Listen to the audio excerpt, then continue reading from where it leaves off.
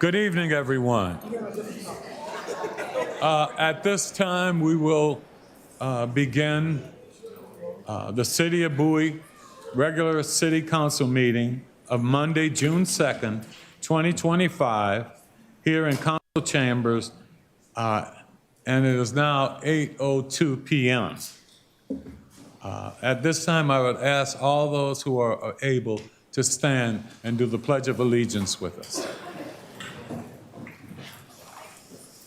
I pledge allegiance to the flag of the United States of America and to the republic for which it stands, one nation, under God, indivisible, with liberty and justice for all. Thank you.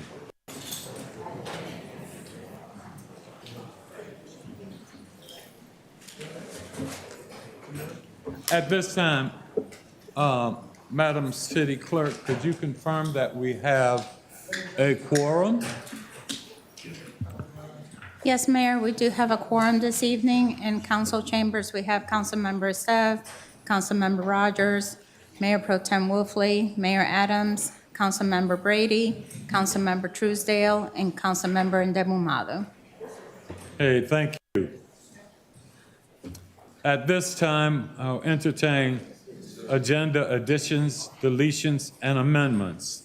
Now, Mr. Dengler is not able to be present tonight to receive Proclamation P16-25, proclaiming June 7 through 15, 2025 as Chesapeake Bay Awareness Week in the city of Bowie. I will entertain a motion to amend the agenda by moving item C under presentation adoption of Proclamation P1625 to consent agenda for adoption. So moved, sir. Second. It's been moved and properly second. Any discussion? Hearing none, I'll call for the vote. All in favor, please respond with an aye. Aye. Aye.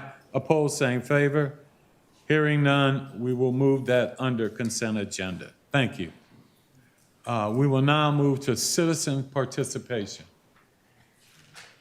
Madam City Clerk. Yes, Mayor.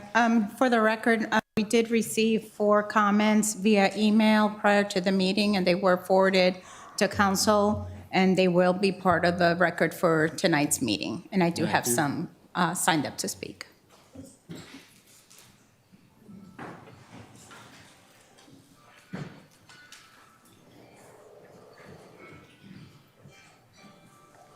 Thank you, Madam City Clerk.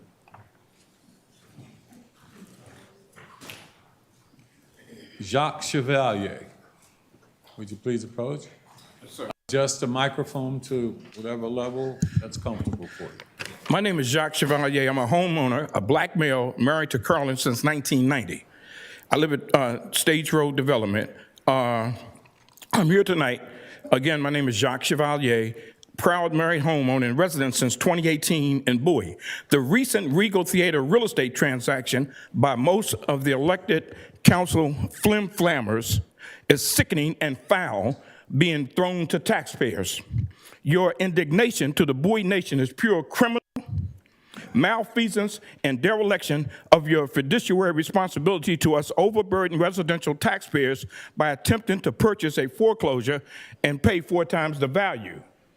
Having sold real estate in D.C. and Maryland beginning in 1982, appraisal and a loan officer, I certified to the citizens and the swindlers of our tax dollars this deal to pay $12 million for a $4 million property with no improvements as economic obsolescence 101, period.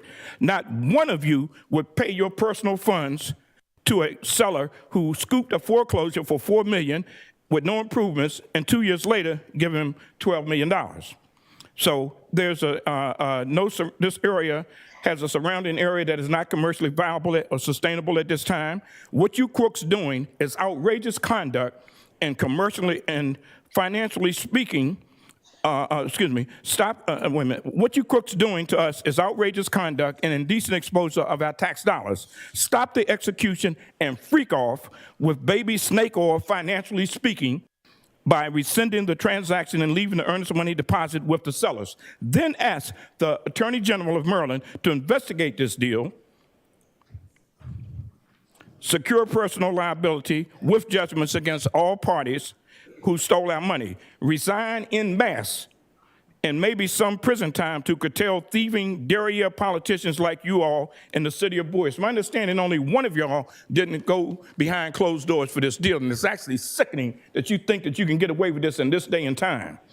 Our taxes are among the highest in the state of Maryland. Bowie has funked up money with the skating rink, gave away too many tax benefits to developers, and meanwhile, folks like me in their 70s and scraping to keep up real property taxes and utilities to reside here are having a problem. The fornication of your council fiduciary to the citizens is so dangerous that we will see a rise in foreclosures, taxes, and continued theft in boardroom politician closets and retail stores. Simply put, we are being ruined and burned by you members who want to go behind closed doors and make deals. Come to reality and escape fatality and give me my mother, father money back ASAP and be open and honest by quitting the secrecy secretions meetings. Someone in this body is reaping money from this deal, or their relatives, or their whores. I'm Jacques Chevalier from around the way.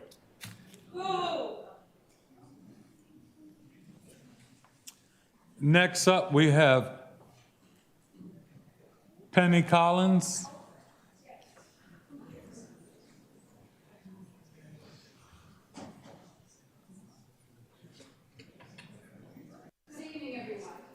Good evening. It's good to see you this evening. Thank you. Thanks for the invite, or I called in to say that I would be here. My commanding officer is Lawrence White. He said he met you at the Memorial Day Parade. Yes. And just for a couple of minutes, I'm just going to talk about this event that the Disabled American Veterans Facility. Oh, thank you. Okay. All righty now. The Disabled American Veterans Facility located at 8205 Laurel Bowie Road in Bowie, Maryland, right down the street from Bowie State, is having a Veterans Claims Seminar on Saturday, June the 21st at our facility from 9 to 3 p.m. As far as I know, this is probably one of the first times we've offered this to the public, to the residents of Bowie, Prince George's County, to come, and if you are a veteran who retired or just got out of the service, or you are a widow or spouse of a veteran, and you would like to get information about filing for your VA disability benefits, that's what we're going to be doing on Saturday, June the 21st. I have a few flyers up here. If anyone wants to get one, I can leave them somewhere here for you, and we'll be more than glad to accommodate any veteran who served, retired, or just got out, any spouse, widow of a veteran who's interested in finding out about their benefits, and also dependents like children and whatever of benefits, about their benefits. So Saturday, June 21st, 2025, from 9 to 3 p.m. We're planning on having, I think, a barbecue event that day for sale for people that want to stop by and pick up a barbecue meal. We're going to do that, and hopefully the weather will be good, and we'll be able to attract a lot of the veterans that need help with their benefits. All right? That's all I have. Well, thank you for coming. Okay, all right. And where can I leave these flyers? Yes, that'll be fine if you give them to the city Okay. clerk, All right. and she will help to distribute. Thank you very much for your attention. Again, thank you. We now have Ken McCarthy. Good evening. Good evening, Mr. Mayor and City Council. My name is Ken McCoy. I'm from the Multimodal Access and Public Spaces Green Team Subcommittee, also known as MAPS. The City of Bowie has demonstrated a strong commitment to enhancing transportation safety and accessibility through its adoption of the Complete Streets policy and subsequent Complete Streets design, guide, and standards. These efforts marked a significant step towards integrating multimodal transportation options into the city's infrastructure. The recent canceled Ken Hill Drive, Maryland 197 Complete Streets project intended to illustrate this approach by aiming to improve conditions for pedestrians, cyclists, and motorists alike. However, the success of projects like this often hinges on effective collaboration with state agencies, particularly Maryland SHA, State Highway Administration, which oversees several major roadways within the city. Given SHA's jurisdiction over key corridors in the city, like Maryland 197, it is imperative for the city to engage and coordinate planning efforts with the SHA to ensure that complete street principles are consistently applied across both local and state-maintained roadways. The SHA is currently designing a widening of Maryland 197, and MAPS believes this presents a good opportunity for the city to collaborate with the SHA to implement complete street principles for the intersection of Ken Hill Drive and Maryland 197. This collaboration can facilitate implementation of safety measures, such as improved crosswalks, possibly some bike lanes, and traffic calming measures, therefore fostering a more inclusive transportation network. By aligning local initiatives with SHA's wider project, Bowie can enhance safety and mobility for its residents. Therefore, we respectfully urge the City of Bowie to initiate and maintain an ongoing dialogue with the Maryland State SHA to advance shared goals of creating safer and more accessible transportation environment for this intersection. And we're also hoping to hear from SHA tonight some updated status on the design of the widening of Maryland 197. As a reminder, there was a stakeholder meeting last July 2024, which the community provided a considerable amount of feedback. So it'd be nice to know how that's being folded into their design. And I also hope SHA can report some good news on the repairs to the bridge, pedestrian bridge going over Route 50. That is the only pedestrian link between North and South Bowie. It is an important connection. And the last thing I'll say is the WB&A bridge is open over the Patuxent River. It is an awesome facility. Check it out. Thank you very much. Thank you. We will now have Michael Bridges.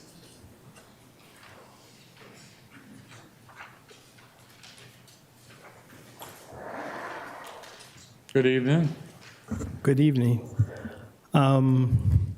It's come to my attention that there's going to be a later in the agenda, vote on new appropriations for the acquisition of the Regal Theater. And as far as I could tell, this is going to be the first public hearing where a lot of this will be discussed.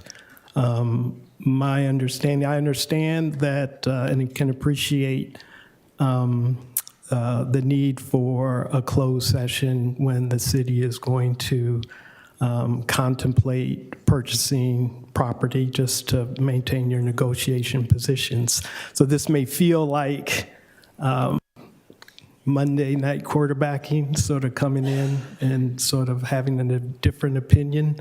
But I think it's the nature of the beast. If you have, if you're trying to protect your negotiation position by having closed sessions, then when the details sort of come up, you're going to have citizens with lots of questions. So I'm one of those. I'm looking forward to sort of hearing more details about it. What I've heard so far, it feels to me as if it was kind of a rushed decision under high pressure conditions. That's my impression. It seems like the deal is going to be potentially overpriced, and I think you should take a step back and maybe talk a little bit more about what the financial plan is, and maybe provide some justification for why you think this is a good deal for the citizens. I'd be really interested in hearing that. Yeah, I think I'll stop there for now. Thank you. Thank you. We don't have any more signed up. Okay, thank you. We will now move on to present. I wanted to get on the list, but I couldn't get on it. I asked to get on the list. It was after I gave you the list, Mayor, so the session is closed. It's closed at this time. So just one thing, please stop taking a freeway airport. You don't want to lose the air rights, whether you're Freddie Gray or Bowie. Thank you. Well, we will move right along. We will now have, bear with me. We'll now have the chairs of the Arts and Education Committees present scholarship awards. I would ask council to please join me on the floor. And the chairs will call out student names. As students come up, they will shake hands with each council member and remain standing on the side. Once all students have come up to receive an award, a group picture will be taken. And we will have the education chair present the 40th Annual Excellence in Education Teacher Awards as the teachers come up, and also they would shake hands and stand there for us to have a group photo. So at this time, I would request the council to join me on the floor. We got to lay down on the floor. No.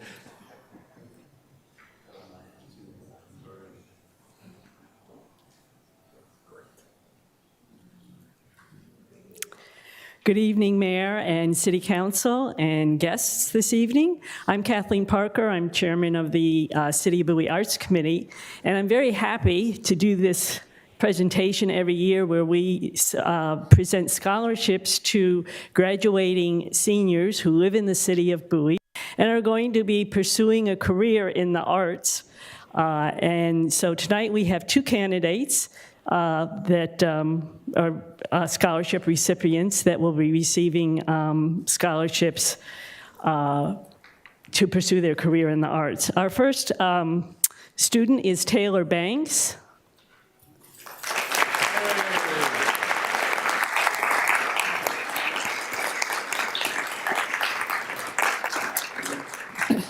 Taylor will be attending the Maryland Institute College of Art in Baltimore for the fall 2025 semester, and a quote that she had made regarding her career in the arts. I create with intention to honor my story and amplify the voice of others. And she will be pursuing a career in printmaking and painting. And if you'd like to say a few words, Taylor? Hi, I just want to say thank you to the committee, and yes, I will be going to Maryland Institute College of Art this fall, and I'm really excited, and I've been painting, drawing, and doing art since I can remember, so this is my dream. So thank you so much.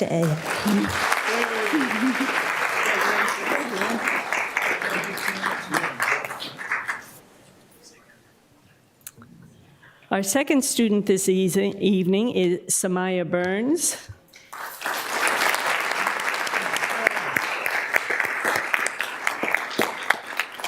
Samaya will be attending Boston Conservatory at Berkeley in a commercial dance program for the fall of 2025. And she has been a dancer for a very long time, even for her young age. And a quote that she has made about her art is, "Everyday emotions, music that moves my soul, and the freedom dance enables, it inspires me." So, Samaya.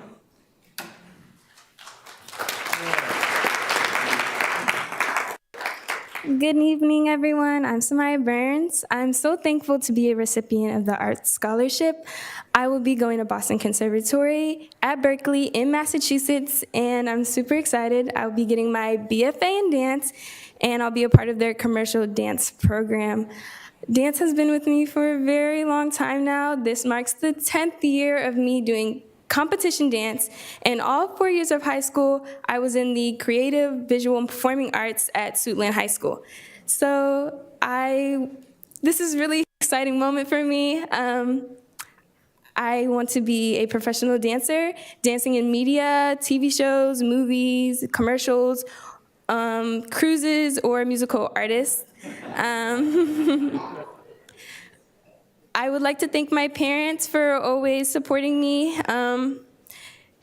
Dance can be very expensive. Competitions can go from the morning to the night. So thank you to them, and thank you for everyone making this possible for me.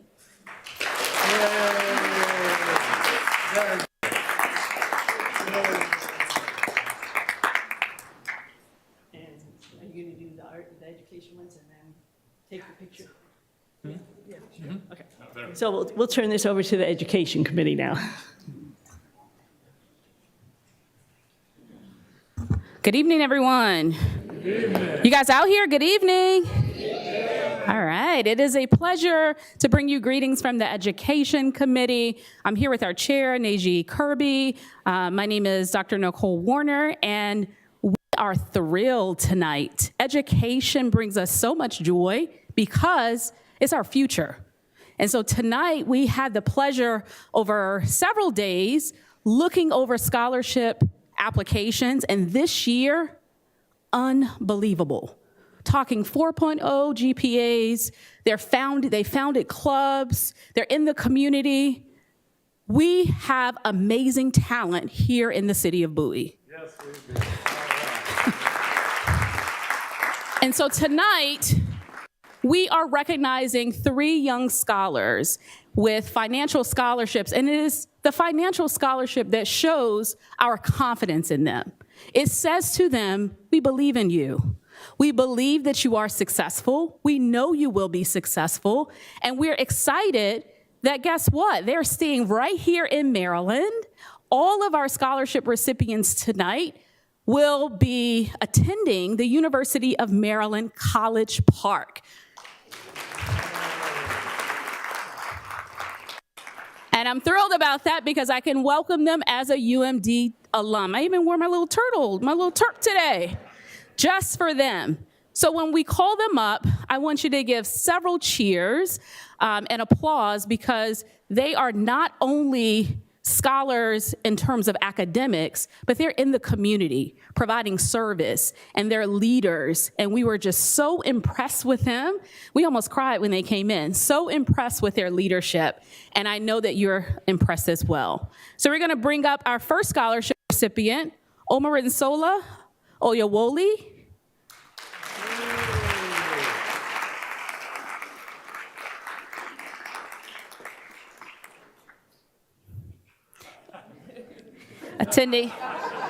Attending the University of Maryland, and she will be majoring in medicine. Our second scholarship recipient, Yesenia Santiago.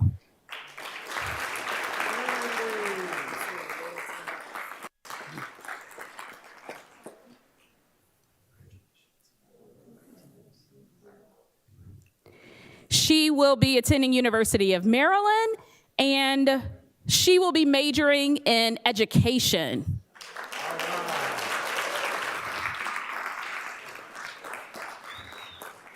All right, I'm gonna bring up, before we call our last, I'm gonna call up our last scholarship recipient, and I'm gonna get each of them an opportunity to say a few remarks. Our last scholarship recipient, Akram Sarabiri. Attending the University of Maryland and majoring in mechanical engineering. All right. I'm gonna invite up, yes, to say a couple of remarks for us. Good evening, members of the City Council, my fellow community members. My name is Omorinsola Oyewole, and it's truly an honor to stand before you today as a recipient of this scholarship. From a young age, I've always been drawn to the human body, how a broken bone can heal, how a single cell can carry out very complex tasks in the human body. And this curiosity turned into a very clear purpose to become a doctor. That is why I'm excited to be taking my talents to the University of Maryland, College Park this fall, where I'll be majoring in biological sciences with a focus in physiology and neurobiology. There I'll build the foundations and skills that I need to go to medical school. This scholarship is more than just financial support. It's also a reminder that I have a community behind me, following me, cheering me on. Thank you for investing in my future.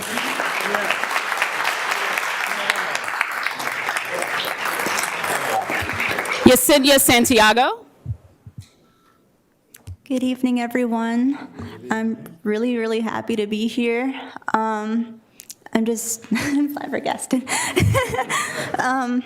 Thank you so much. I want to first thank God. I want to thank my parents, my friends, my family, everyone that have contributed to me being here, and obviously the city of Bowie for awarding this scholarship to me.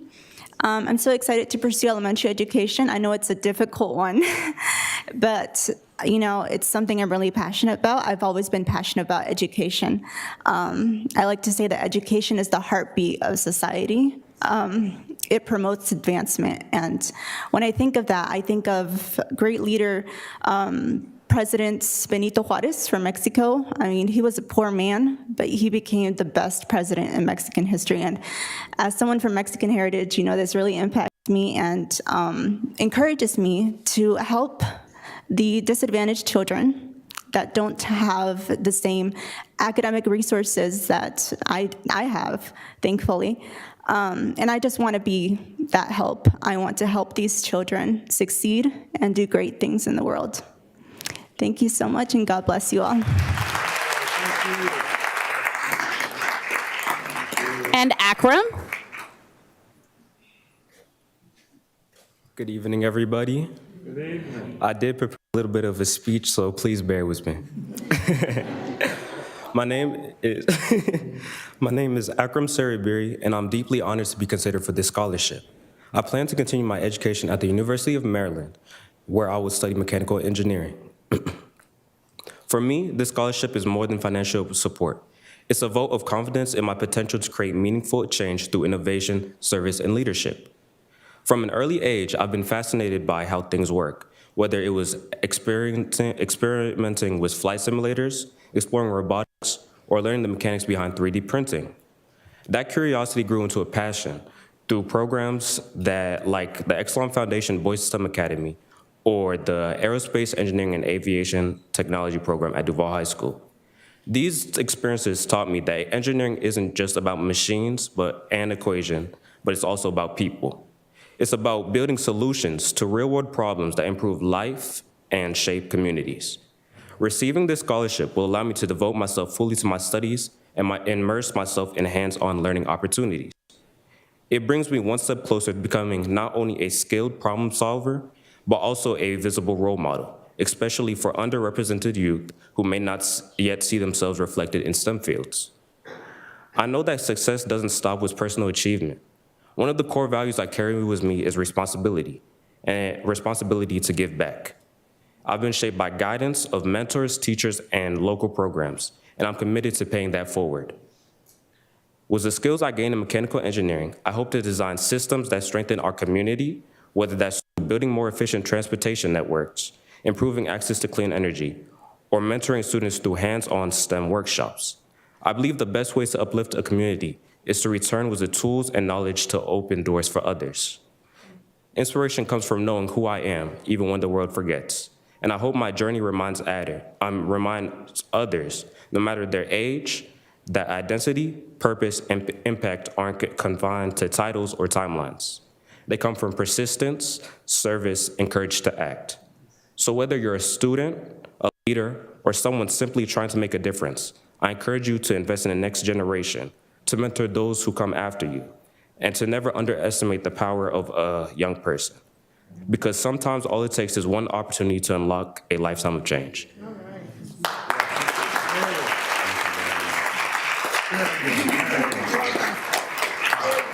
Great job.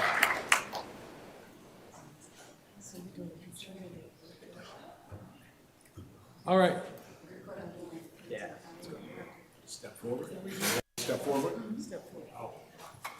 Put the microphone down. You want us right here? Well. Do we want to go?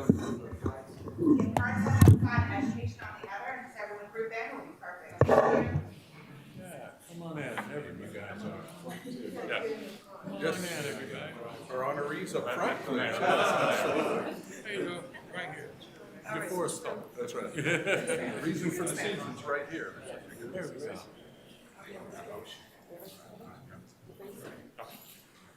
Yes, yes. Thank you.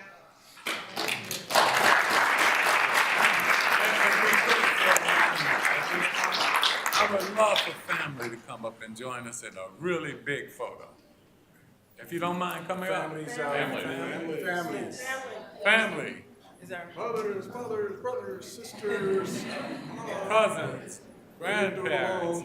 Because we know that it's that support system that you provide that affords us the opportunity to stand here with these amazing young people. There you go, don't be shy. All right, here we go. Just take a look. Yeah, you got it. They're trying to take your picture. They're organizing. I'm okay with that. Hey, again, thank you all so very much. Congratulations.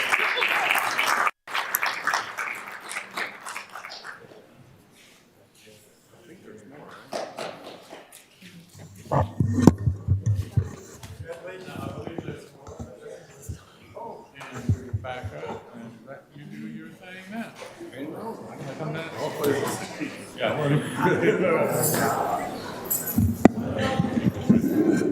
Well, I don't know. Well, all right, I'll come over. At this time, we have the opportunity of recognizing our educators. We know it's been a very difficult year, and you're not only teaching, but you're inspiring our young scholars, and you're doing it with excitement. And for that reason, for all that you do, we say thank you, and we appreciate your work. I also want to recognize the principals who acknowledge you. All principals and assistant principals in the room, could you just please stand up?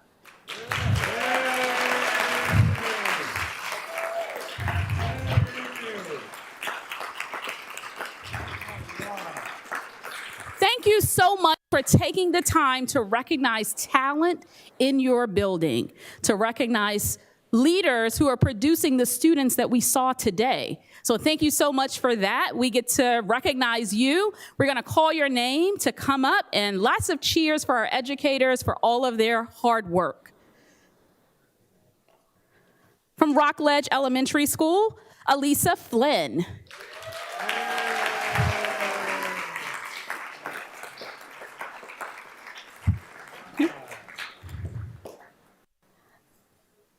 From Pointer Ridge Elementary School, Andrew Dexy.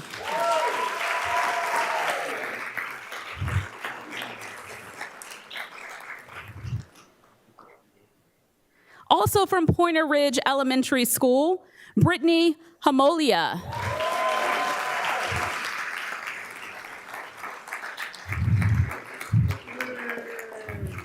It's an imaginary red carpet as they're walking. From Yorktown Elementary School, David Summy.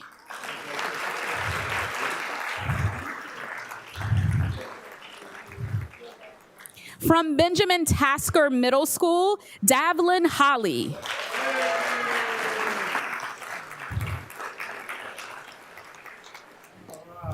From Grace Christian School, Deborah Stanton.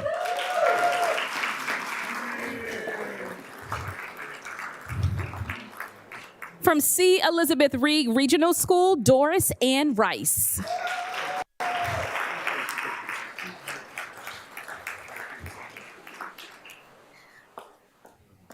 I am not sure if this person is here, but we still want to acknowledge from Grace Christian School, Ia Sawar. Oh, yep, you are here. She snuck in on me. Congratulations. From Whitehall Elementary School, James Booker.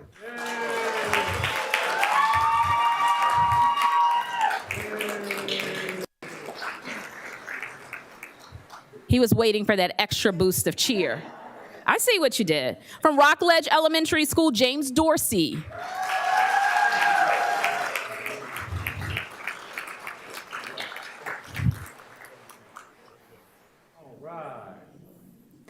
From Benjamin Tasker Middle School, Javette Meeks.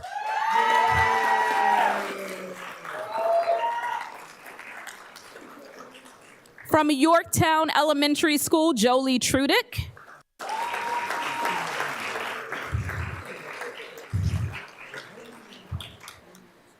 From C. Elizabeth Reed Regional School, Lindsay Broderick.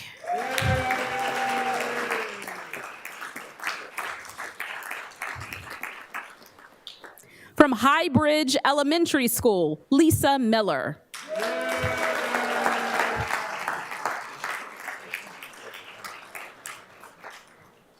From Whitehall Elementary School, Michelle Rowland.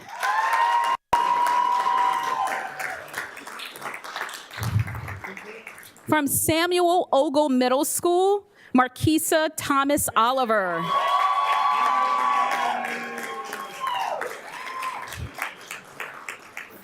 From Highbridge Elementary School, Natasha Harris.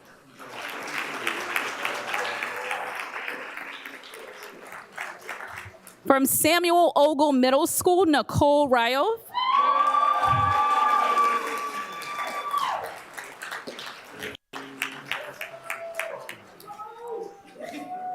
From Kenilworth Elementary School, Rob Watson.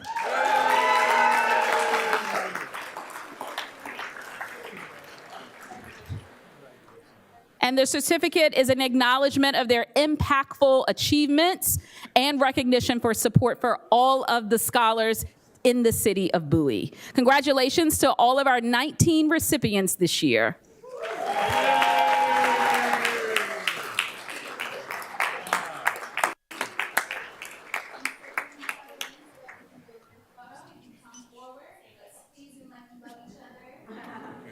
Here we go. Everybody, come on, come on. Got room over here. Get some people over here. Come on over. Teachers in the front over this side. Come on in. Come on in. Everybody, just come on in. Hey, can y'all come a little closer?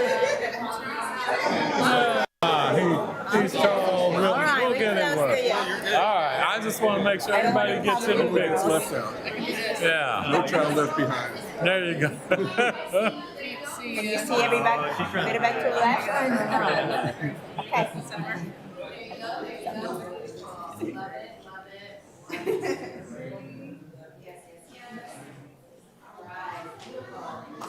This is fantastic. All right, I think we got a couple more. I think they had a couple more people trying to take a picture. Couple more. There's a couple more people trying to take a picture. Come back.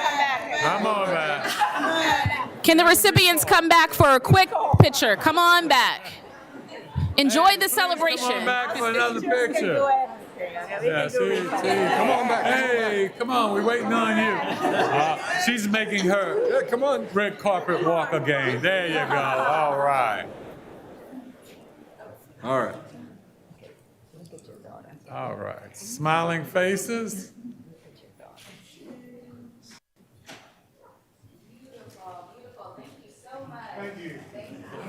Hey, thank you all again. Congratulations. All of you.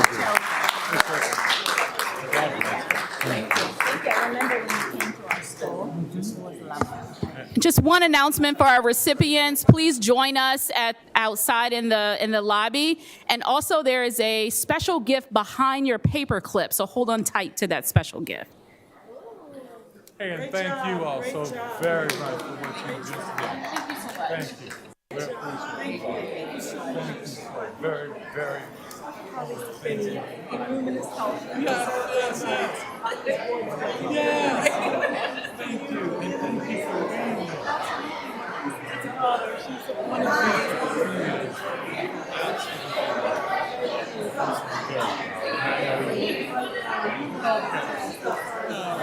It's easy.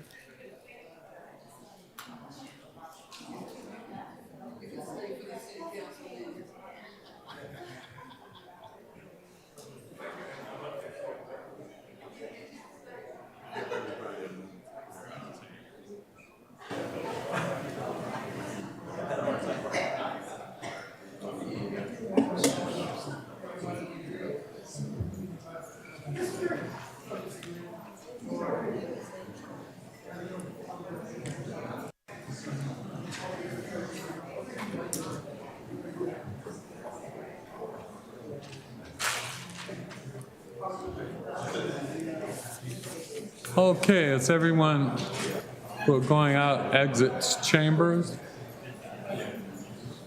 We will now move on to city boards and committees. Mr. Caleb James was interviewed on May 19, 2025 for appointment to the Community Outreach Committee. Council concurred to appoint him to the committee as a youth member for a 2-year term. Councilmember Esteve, would you please make a motion to appoint? Mr. Mayor, I'd like to move to appoint Mr. Caleb James as a youth member of the Community Outreach Committee for a 2-year term. Second. It's been moved and properly second. Any discussion? Hearing none, I'll call for the vote. All in favor, please respond with an aye. Aye. Opposed, same favor. Hearing none, the motion carries. Mr. Caleb James, would you please come forward?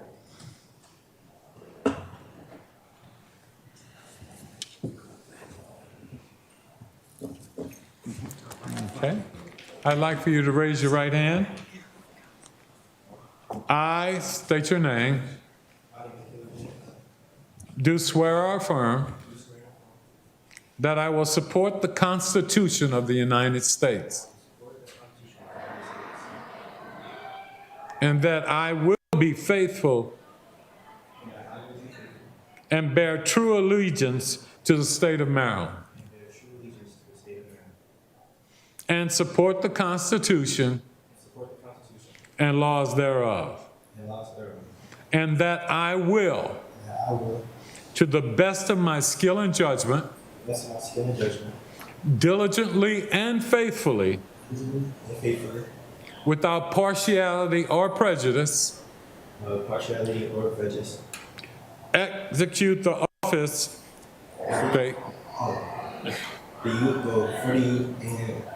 okay.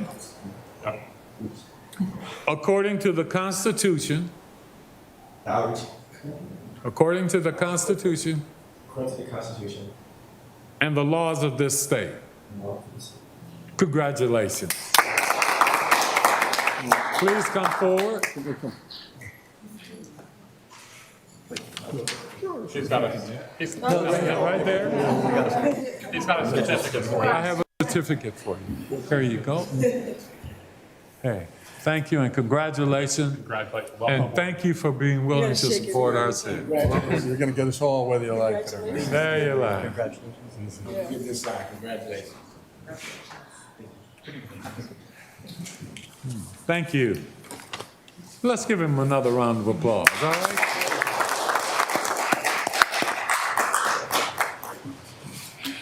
We will now move to council announcements. Any council announcements? Yes, Mr. Mayor. Go right ahead, Councilman Truesdale. Thank you, Mr. Mayor. I just want to send a shout out to all the beautiful and wonderful people in the city of Bowie, particularly District 3, because that's the district I live in. And I just wanted to commend staff on a well presentation of our event that we had on Memorial Day weekend. So just wanted to give a shout out and looking forward to the meeting this evening. Thank you. Thank you, Mr. Mayor. Thank you. Any other? Councilwoman Rogers? Thank you, Mr. Mayor. I just wanted to make an announcement that the University of Maryland Global Campus is offering free online AI classes. And we know how AI is very important to us now and in the future, and I just wanted to make sure that the residents of Bowie knew about it. Thank you. Thank you. Any other council announcements?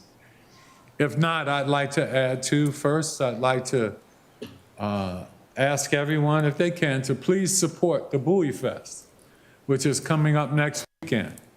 You know, it's always good for us to be out there and as a community to join together. So please, if you get an opportunity, please come out to Bowie Fest.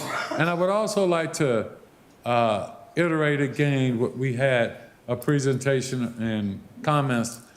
You know, there are a lot of veterans who have retired and other things and are still working hard to try and get all of their benefits. So if you can, and I think they have the flyers over there, please feel free to take one and pass it out through the community and let all of our veterans know that there are people there willing to help them to get all of that's required for them and make sure that they have a voice. So please do that. And thank you. At this time, I will entertain a city manager's report. Good evening, Mr. Mayor. I have no report tonight. Thank you. Thank you, Mr. City Manager. We will now go to the consent agenda. I'll entertain a motion. Mr. Mayor, I'd like to move for approval of the consent agenda. It's been moved and properly second. Any discussion? Hearing none, I'll call for the vote. All in favor, please respond with an aye. Aye. Opposed, same favor. Hearing none, the motion carries.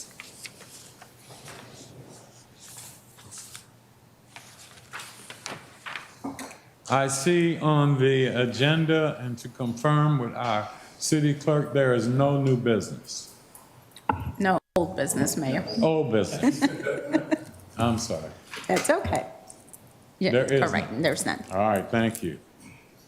We will now move on to new business. Maryland State Highway Administration update. Representatives from the State of Maryland Highway Administration will update the City Council on the status of projects and conditions of the state roads within the city. I'll turn it over to the city staff. Maddie? Okay, good evening, Mayor and City Council. I am the City of Bowie's Director of Business Operations. I'm Maddie Bizerta.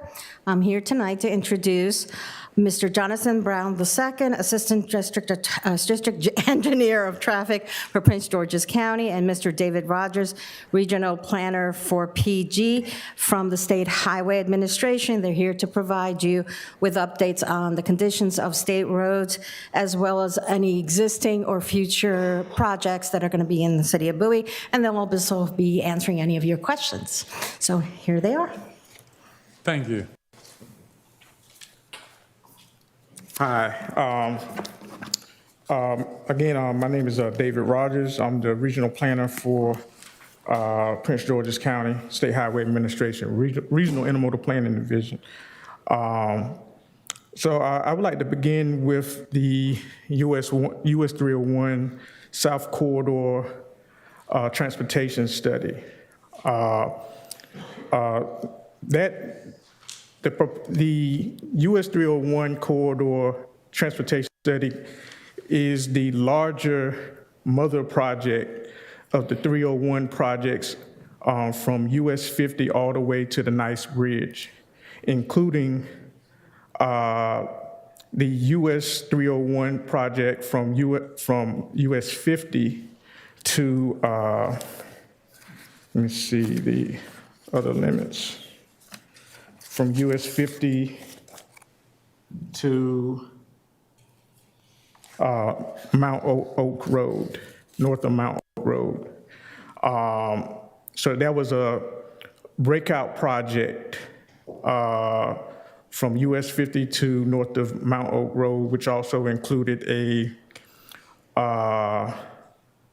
grade separated interchange at Maryland 197. Now, those projects, unfortunately, because of budgeting issues, those projects were pulled out of the Maryland Consolidated Transportation Program, also known as the CTP. It was pulled out of the last CTP, which is the 24-28 CTP. No, I'm sorry, the 24-29 CTP. Now, this doesn't mean that SHA doesn't recognize these projects as needs in the area. We recognize these projects as very needed projects, and they are still on our radar. These projects remain in the state highways highway needs inventory, which is our long-range planning document, where we identify specific needs for along SHA's roadways. Moving on to the Maryland 197 project. This is the widening along Maryland 197 from Ken Hill Drive to Maryland 450. So design was advanced up to 50%. Now, there is a gap in the CTP for fiscal year 2025. I'm sorry, fiscal year 2026. Yes, fiscal year 2026. But design, there are funds for fiscal year 2027. So design will resume in the summer of 2026 for that project. And I just wanted to just go over briefly what that project consists of.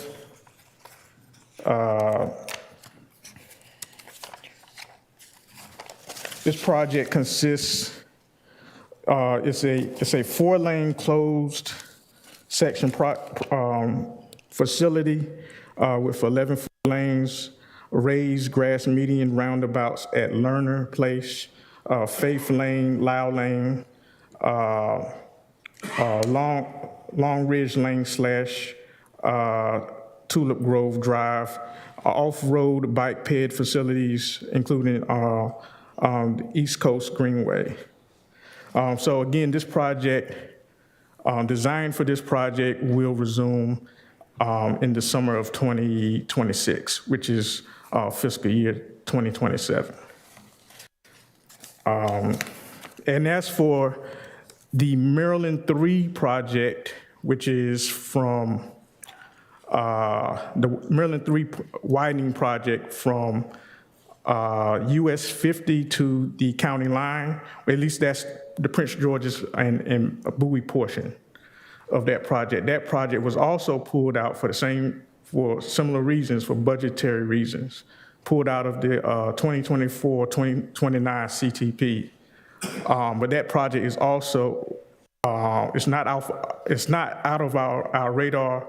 The project remains in SHA's long-range planning document, which is the State Highway Needs Inventory. And that's all I have for major projects in the Bowie area. And I'll turn everything over to Mr. Jonathan Brown. All right, thank you, David. Good afternoon, Mayor and council members, as well as the great citizens of Bowie. I've really enjoyed the award and scholarship presentations tonight. It just shows the talent we have in this area, so thank you. And also, I'm very excited about being part of your team. I'm new to this position at SHA. I have a background in design and construction. I've been with SHA for almost 15 years, and taking over the ADE traffic position from Peter Campanides, which I know the council and the mayor may have interacted with, and I know those are very big shoes to fill, so hopefully I'll be able to do the good things that he was able to do as well for the citizens of Bowie and for the mayor and the council. So thank you for this opportunity to speak. There were a few concerns that we wanted to give, or I should say, issues that we wanted to give updates for. One of the issues that were on the agenda at the District 3 office was the signage for US 301. One of the things I want to indicate that for SHA, our maintenance shops take care of replacing and repairing the signage as needed. We use a system called the Customer Care Management System to receive information from users of various issues with signage, whether it's been knocked down or the visibility is not as it was when it was first installed. Once we receive those CCMS tickets, a work order is generated by our office and is conveyed to our team members in maintenance, and then typically they take between 60 and 90 days to respond to those type of work orders. So as we continue to maintain our system, we just request that the citizens and also part of the staff with the city continue to use that system to log any type of signage issues that you may see along US 301 or any other state route, because we definitely keep track of work orders using that CCMS system that we have in place. One of the other issues that I wanted to discuss is trash and litter along US 301. Yes, sir. Yeah, no problem, Mr. Mayor. So I reached out to our teammates over in maintenance, and they were able to convey that the shop completed a litter blitz in April, this past April. And what that is basically all of the maintenance crews mobilize during a certain period. Normally it's around a holiday time. And in April you had, Easter, Good Friday. And for a whole week, all of the crews mobilize throughout their entire boundary, the entire system, and they pick up trash and litter. As you know, we have the 4th of July coming up, so that's when we should expect to see another litter blitz with the crews going out, picking up trash and litter. So I just want to give you an update on that. And also just want to let you know, outside of those quarterly blitzes, our shops typically pick up trash and litter along our roadways every 4 to 6 weeks. Unless, again, we receive a specific complaint using the CCMS system. Then, based on if it's an issue dealing with safety or blocking the roadway, of course, we'll get out there expeditiously. But normally we do litter and trash pickup every 4 to 6 weeks on our state roadways. Okay, and then I'm going to go down to Maryland 197. One of the issues we've received was the traffic light synchronization. Specifically, we got a complaint from a citizen at Maryland 197 in Bowie Town Center. They were requesting that we synchronize the traffic signals along Maryland 197 from Northview Drive to US 301. That's something that we're still looking into. We all want to, of course, get on the roadway and have green lights all the way through. We also want that in life. You want to get on the roadway of life and be able to go all the way through and reach all your goals. One of the things to keep in mind is, when you're looking at, specifically, they were concerned with peak hours.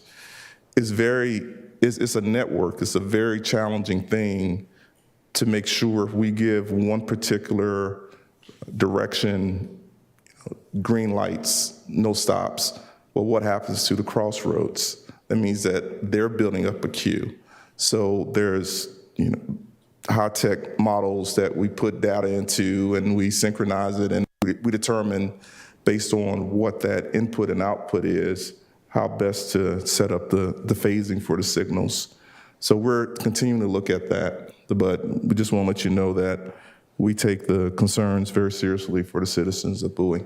So that is on our agenda to look at. There was an issue regarding the replacement of the sidewalk near the Omni building. This particular issue, I'm going to reach out. I guess I can talk with the city manager to get more information on exactly what the ask is. Being new to this position, I'm still getting a handle on all the issues that predated me, so just bear with me. And then on Maryland 197, we also have a speed study near South Laurel Drive. This was done on behalf of Delegate Lehman. I want to give an update that the speed study is ongoing and is expected to be completed in the summer of 2025. And the study limits for this study will be from the Baltimore-Washington Parkway to Halltown Road. So again, we're expecting those results to be available the summer of 2025. Now I'm almost done. I'm not going to keep you here all night. Item number 3 on my agenda here is MD 564 9th Street, mainly dealing with speed calming. Just want to give an update that a speed study was prepared by Wallace Montgomery along Maryland 564 from Chowan Road to Maryland 197. We are actively coordinating with the Laurel Maintenance Shop to implement numerous calming treatments, and I have a whole list of things that that particular study generated for us. But just to highlight a couple, we're planning to update existing crosswalks to enhance high visibility using the new Continental Standard crosswalk. We're also planning to install tubular markers on the shoulders at targeted locations to narrow the cross-section and reduce speeds. Also, we're going to be replacing existing stop signs in poor condition. And last but not least, we're going to be clearing and trimming vegetation at various locations to improve sign visibility and sight distance. My last issue is to talk about the traffic light. We did a signal warning analysis at an intersection of Maryland 164 and Maryland, which is 9th Street, and also at 11th Street. Now, based on that signal warning analysis, it was determined that a traffic signal was not warranted. However, we are currently reviewing the implementation of an all-way stop control intersection there. This treatment is still under review, and as to date has not been finalized. And last but not least, I knew there was a question dealing with the repair of the pedestrian bridge across Route 50. We are still waiting or seeking an update on that, and once I get that information, I'll convey that over to the city manager.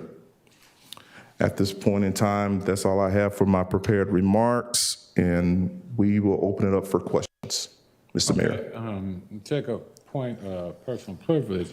I would like to make sure I acknowledge that our District 23 representative, Delegate Kim Taylor, is with us this evening. Okay. And I want you to know she's taking copious notes. Very, very nice to meet you, Delegate. All right, I'll open it up for questions. Council member? Mayor Pro Tem? Thank you, Mr. Mayor. I'll start with some questions. I think I'll leave a bunch of them available still for others, so you don't have to listen to me all the way through. I'm going to focus mainly on 197 from Ken Hill to 450.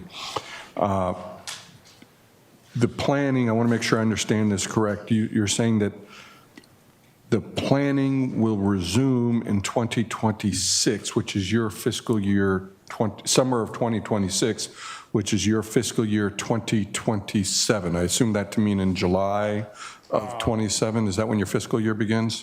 Yes, July beyond July 1st is fiscal year 2027, July 2026. So that's fiscal year 2027. Right.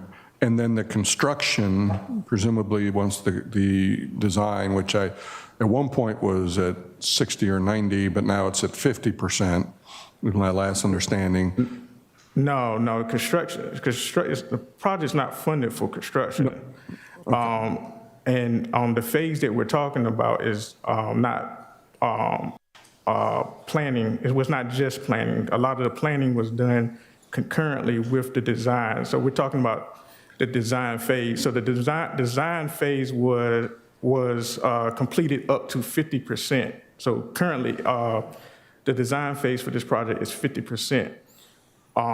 For budget, as I said before, for budgetary issues, there was no funding for fiscal year 2026. So the project, there's some additional funds for to continue design in 2027. Okay. But that's not fully funded.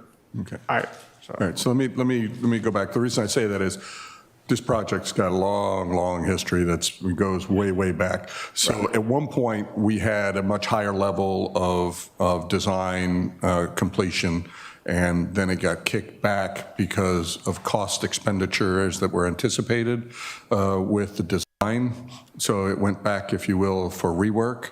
And that's where we are now. I think it's actually been a number of times, but the most recent, my understanding is that we are at 50% for that road for current design. I was not aware that it was going to be, I thought that design work was ongoing presently, but it looks like that's not going to happen until fiscal year 27. So that's a long time away.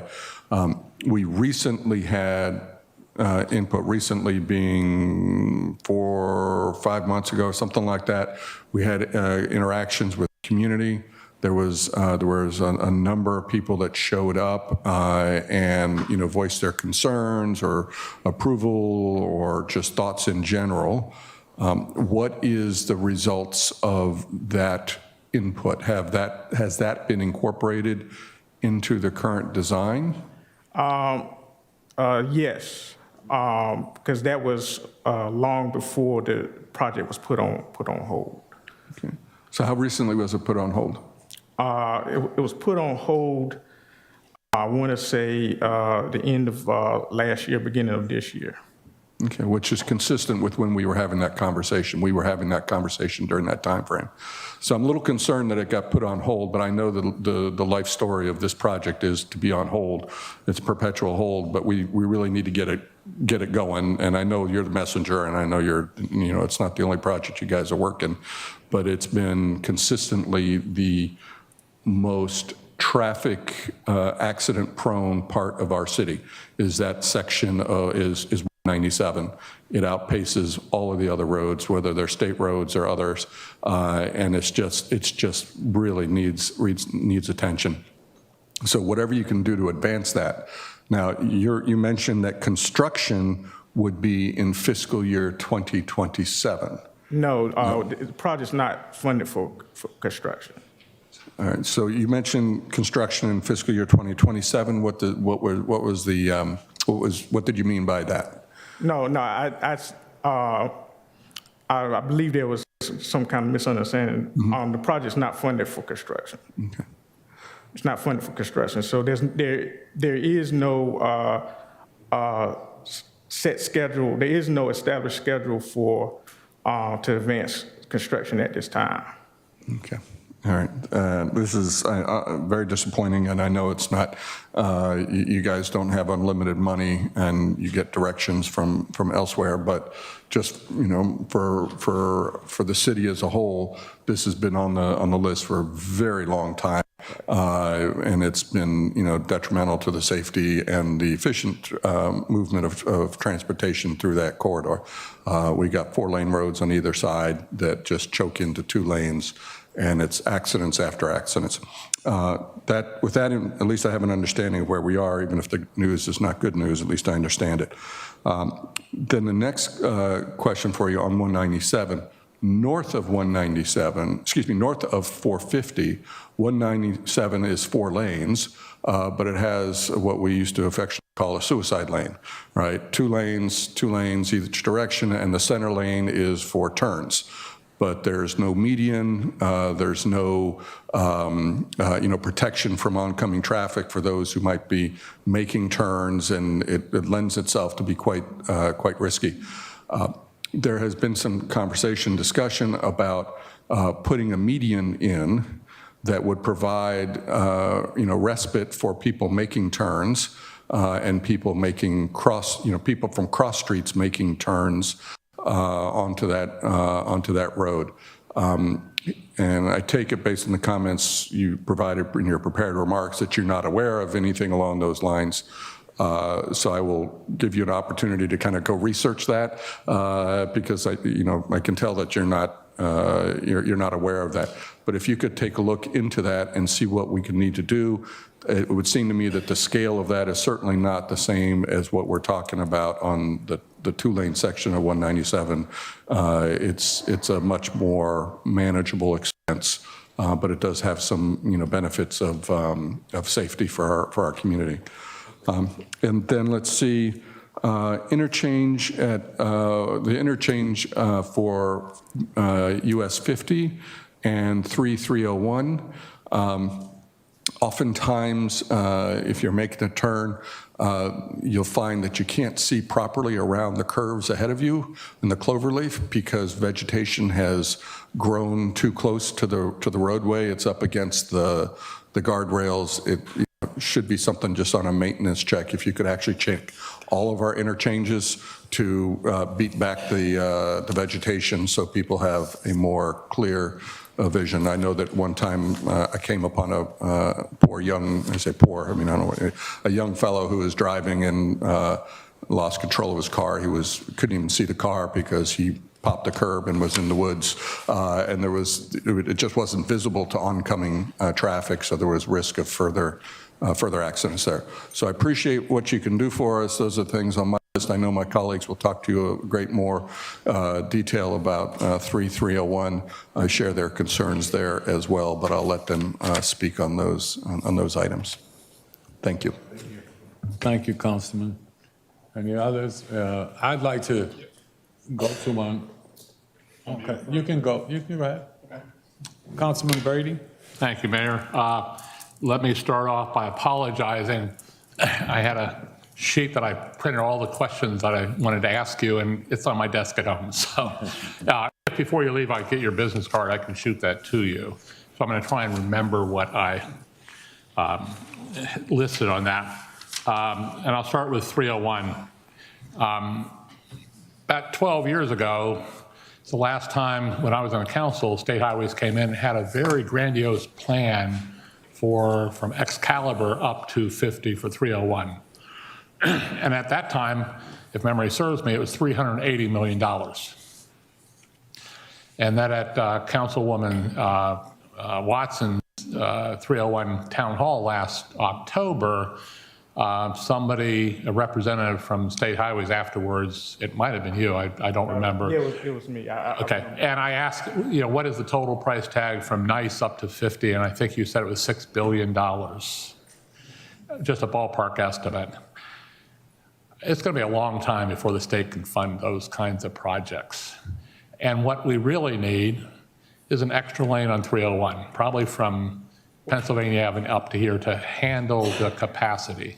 Well, I would like to correct that figure. Maybe I was a little bit too presumptuous, but that figure is actually lower, but it doesn't really solve our problem necessarily. That figure is half that, so it's 3.2 billion. Okay. Which the state doesn't have that amount. And I think we really have to address the capacity issue and not wait for the freeway, the expressway with the service lane. So, I would encourage you to come up with some way of adding a third lane, because to me, it's going to be costly to do, but it's going to be a lot cheaper than trying to do the expressway. And we need to deal with our traffic situations now, not wait 5, 10, 20 years in order to get something done. And I'll piggyback on what my colleague was talking about with 197 between Ken Hill and 450. When Glendenning was county exec back in the late 80s, that was fully funded to be built. And residents protested, created such a stink over it, that Glendenning directed State Highways to take that money and go somewhere else and do another project instead of 450, instead of the 197. And when I left the council in 15, we were told that that would be constructed between 17 and 19, and then it fell away. So it's constantly being discussed, it's constantly being planned, but it's never being built. So it's a frustrating point with regards to that. With respect to Huntington, the 564, you mentioned that you did a warrant study, and it doesn't. Have you actually been there and looked at that intersection that we're talking about at the bridge? No, I haven't. Okay. I find it interesting that it doesn't, because I've almost been hit twice trying to pull out there. One of the times was I was on my motorcycle. The problem is when you pull out, you've got the road drops and curves around, and you got cars flying through. But to the left, looking over the bridge, you've got the abutment of the bridge, but you've got the road surface rises high. You've got a very limited sight line there.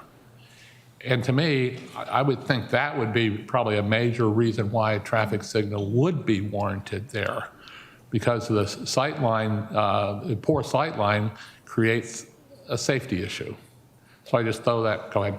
You were going to. Well, yeah, so again, you know, it doesn't warrant one, but I think we're looking at putting a four-way stop there. You put an all-way stop, that, I mean, that would solve that, but then you've got issues with all-way stops.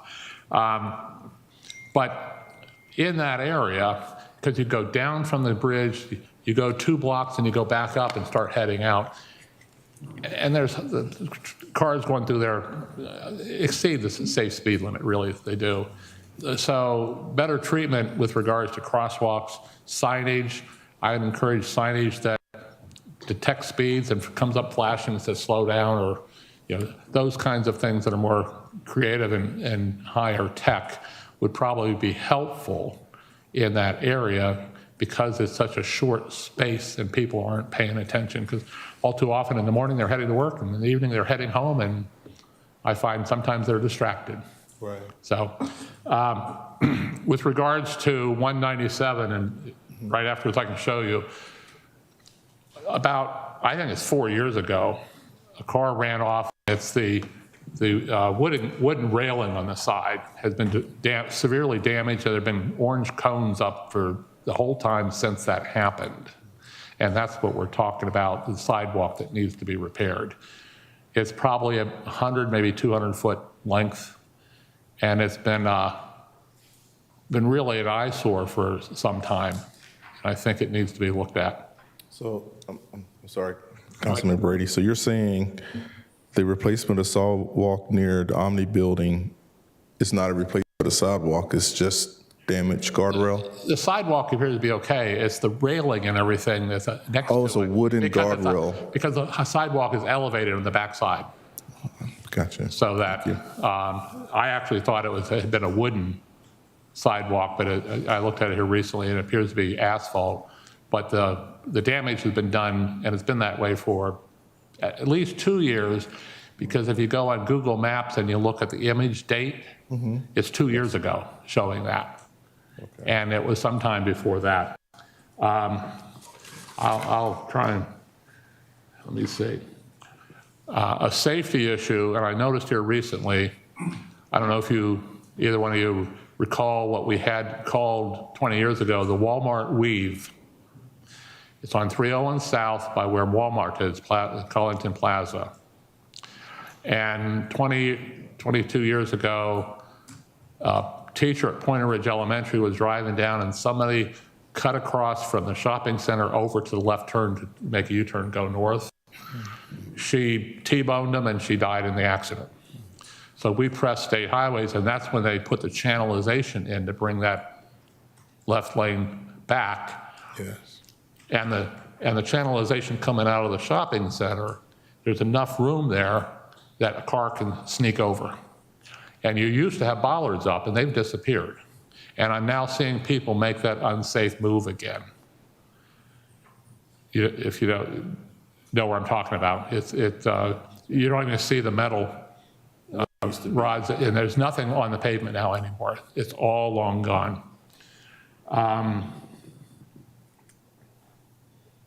Omni building. 2 things with regards to trash. And I've been saying this for 20 years. When I go to MML and I meet with state highways, they have a table down there. I always raise this issue. Why doesn't the state look into, if not developing, identifying a grass that doesn't grow tall? It seems all too often that when state highways plants grass in the median, what have you, yes, 6 weeks later, it's 2 foot tall. And coming from the south, in the south they have what's called centipede. which is very low grass. It's drought tolerant. You don't need a lot of work on it. If it gets to be 3 inches, 4 inches tall, then that's excessive for that. It's a warm weather, so you can't do it all throughout the state, but if you look at ortho books and what have you, 50 miles around the Chesapeake Bay, it can thrive.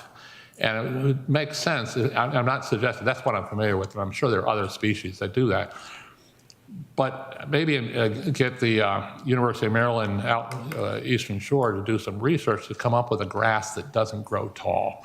And that would cut down a lot of your mowing costs if you did something like it. And it's a long term. We're talking probably 10, 15, 20 years. But maybe be a little more creative and proactive in coming up with something that would do that. With regards to, this will be the last item.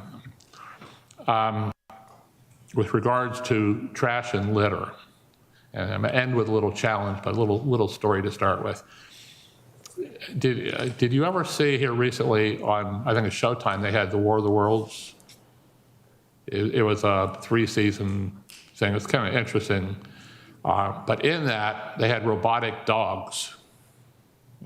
And the dogs that they used, although in this they were terrifying because they killed everybody. But I don't want to do that. But the robotic dogs were the same ones that New York Police Department started using a few years ago. And they ended up suspending it because they found that residents were a little terrified by this robotic dog. And I can share some information on that with you. But what the challenge is, I'm wondering if maybe come up with a pot of money and go out, you see all these robotics competitions, they give them an idea and is it a $50,000, $25,000 award for it? And I would ask my colleagues, we have a grant that we can spend some money from, and maybe if your state highway is willing to look into it, we could contribute a couple or 5,000 something. But come up with a pot of money and put it out there to see if a robotics application couldn't be developed that would help in picking up and cleaning up the trash on the roads.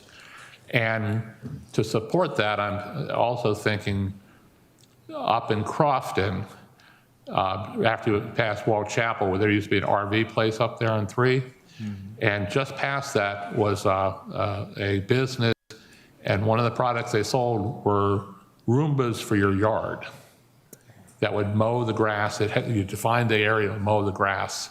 It's automation. So I would throw that out to maybe contemplate looking into coming up with a way of, necessity is the mother of invention.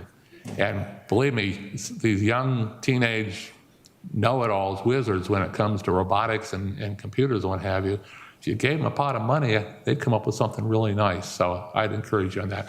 But if I could get your business cards before you leave, I'd appreciate that. I'll actually give my information to the clerk. Don't have business cards yet. Thank you, Mayor. Thank you. Councilwoman Ndubamadu. Thank you so much, Mr. Mayor. Good evening, gentlemen. Thank you very much for your presentation. It was very informative. Before I get into my questions, I need to start by grounding my remarks in what many District 4 residences are experiencing every single day. It currently takes up to 30 minutes to go a single mile on the stretches of US 301. This is not congestion, it's gridlock. It's not inconvenience, it's dysfunction. The trash and debris alongside US 301 have become an eyesore and a source of real frustration. Unfortunately, a 4 to 6 week pickup cycle is not sufficient for a corridor of this size, traffic volume, and economic importance. So let me start by going into my questions. We've talked a lot about traditional funding not being available for the expansion of US 301. So to start, what are we doing to, or what are you doing to pursue non-traditional funding pathways? Where are the data partnerships, the AI modeling, and the federal grants for smart mobility pilots? Directly, what my first question is, what AI and data modeling has Maryland Department of Transportation done to understand evolving traffic behavior post-COVID, especially with hybrid work, school congestion, and retail clusters?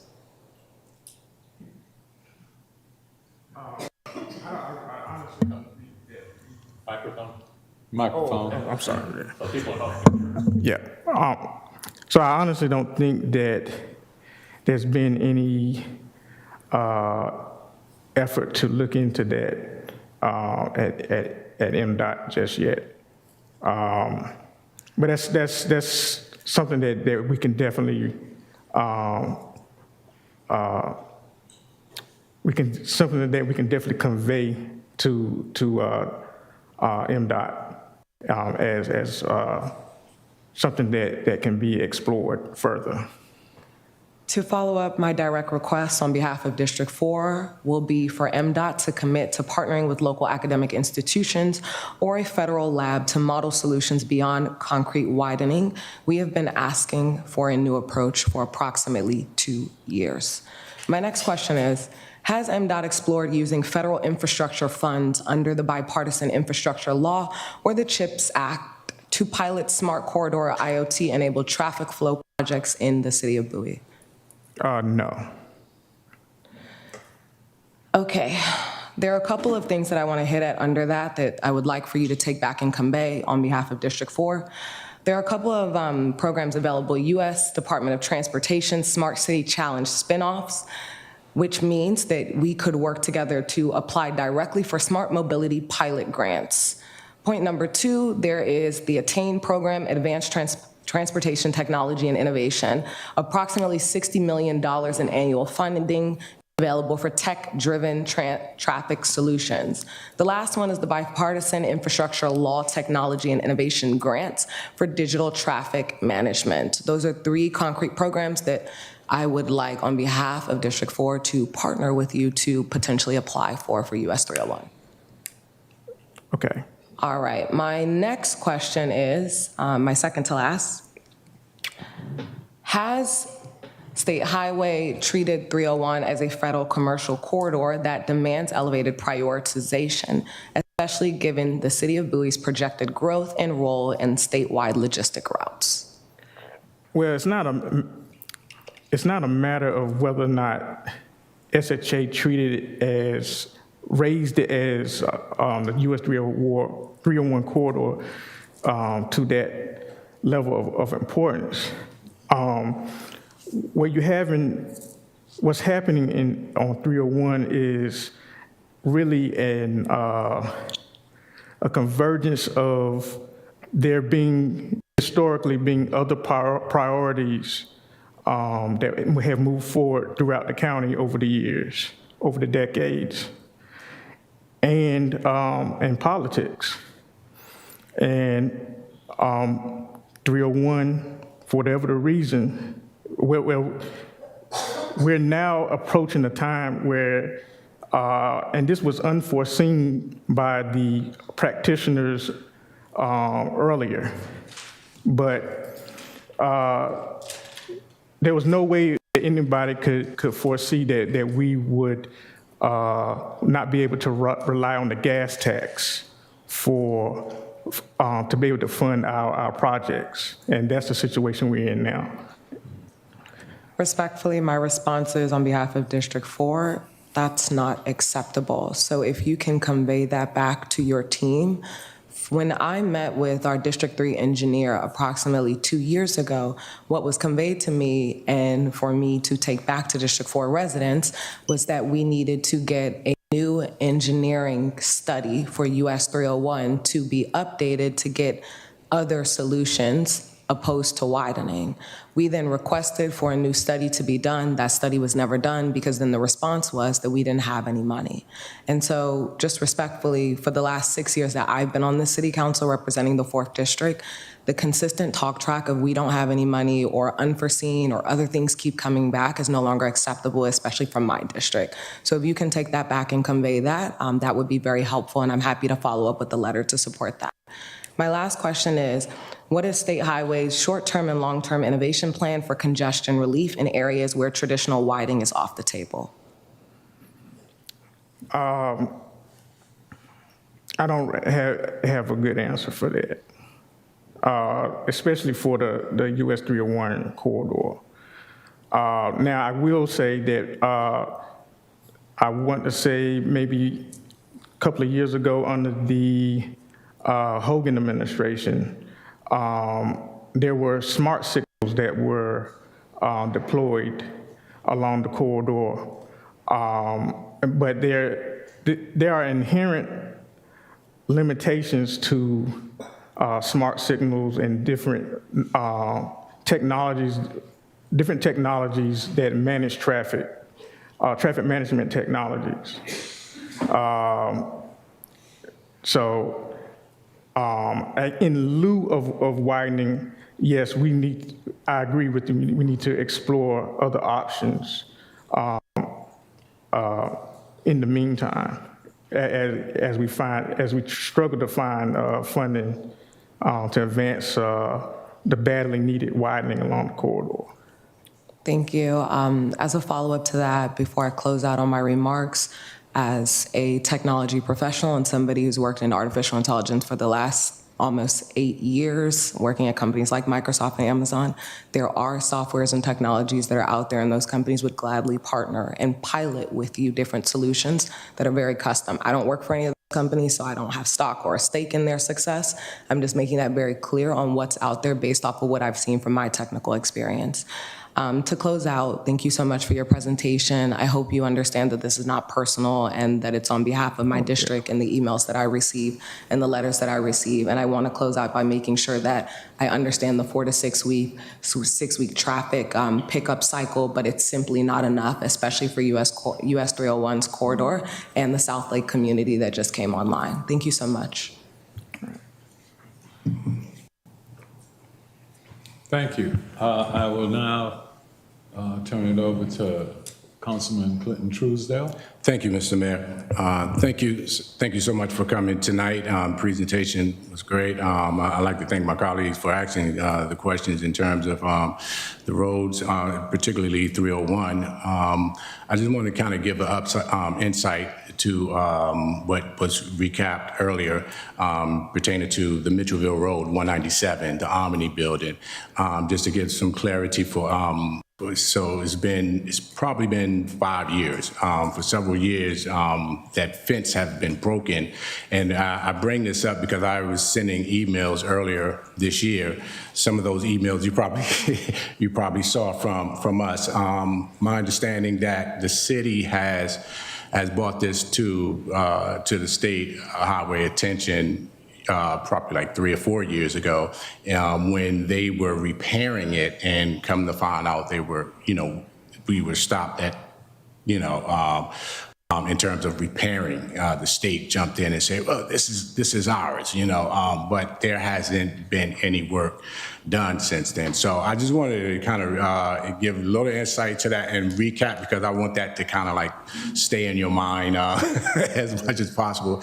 My constituents in the Covington area and along the town center is very concerned in terms of it being an eyesore, and we would definitely love for you guys to, give the attention to that. Thanks. Thank you. Thank you. Okay. Thank you, Councilwoman Rogers.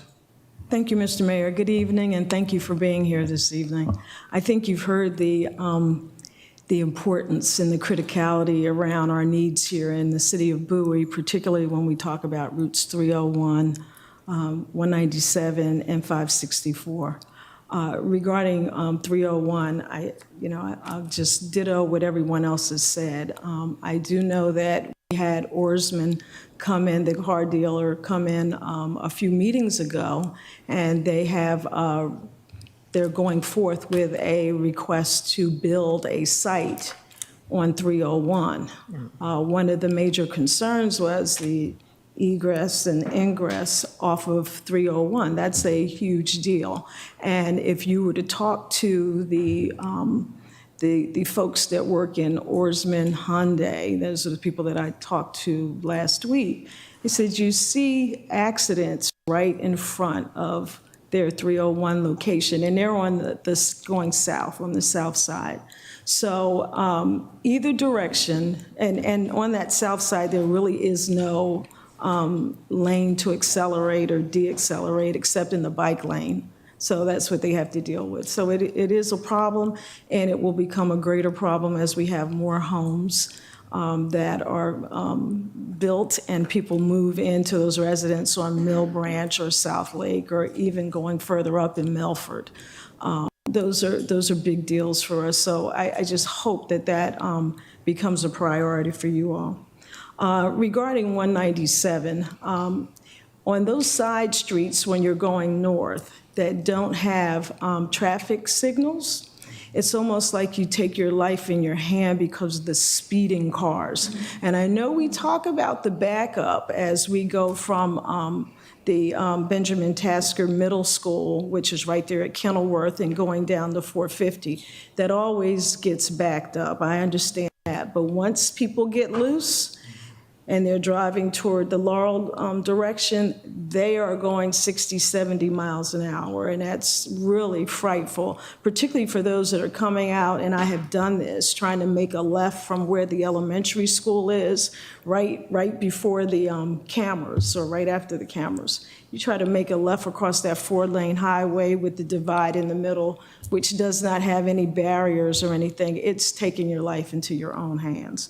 So I did want to mention that. The other thing I just want to make note is County Councilwoman Ingrid Watson had made a request back in December, and she did it again this year, to have the crosswalk on 9th Street, so I'm back over on 564, updated.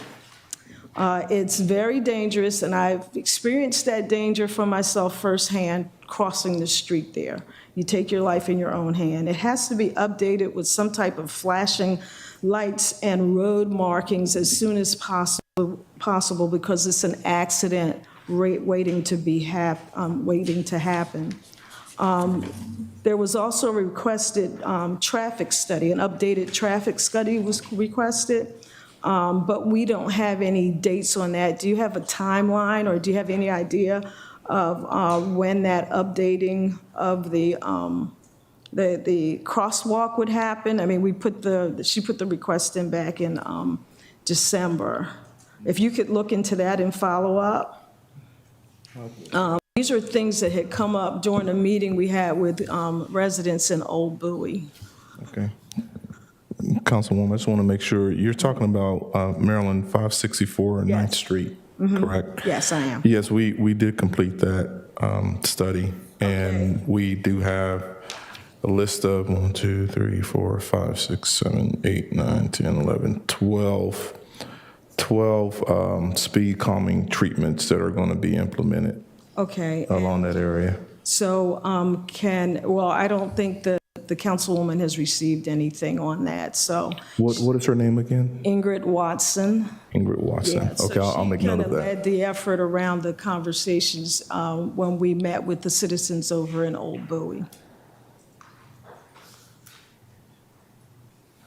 Okay, my office will definitely follow up with her and make sure she receives this information. Great, thank you very much. That's all I had. Thank you. Thank you, Mr. Mayor. Thank you. Councilman Estelle. Thank you, Mr. Mayor. Gentlemen, just want to thank you for your time. I know it's late, and my colleagues have already asked a ton of questions. I'm going to keep it real short.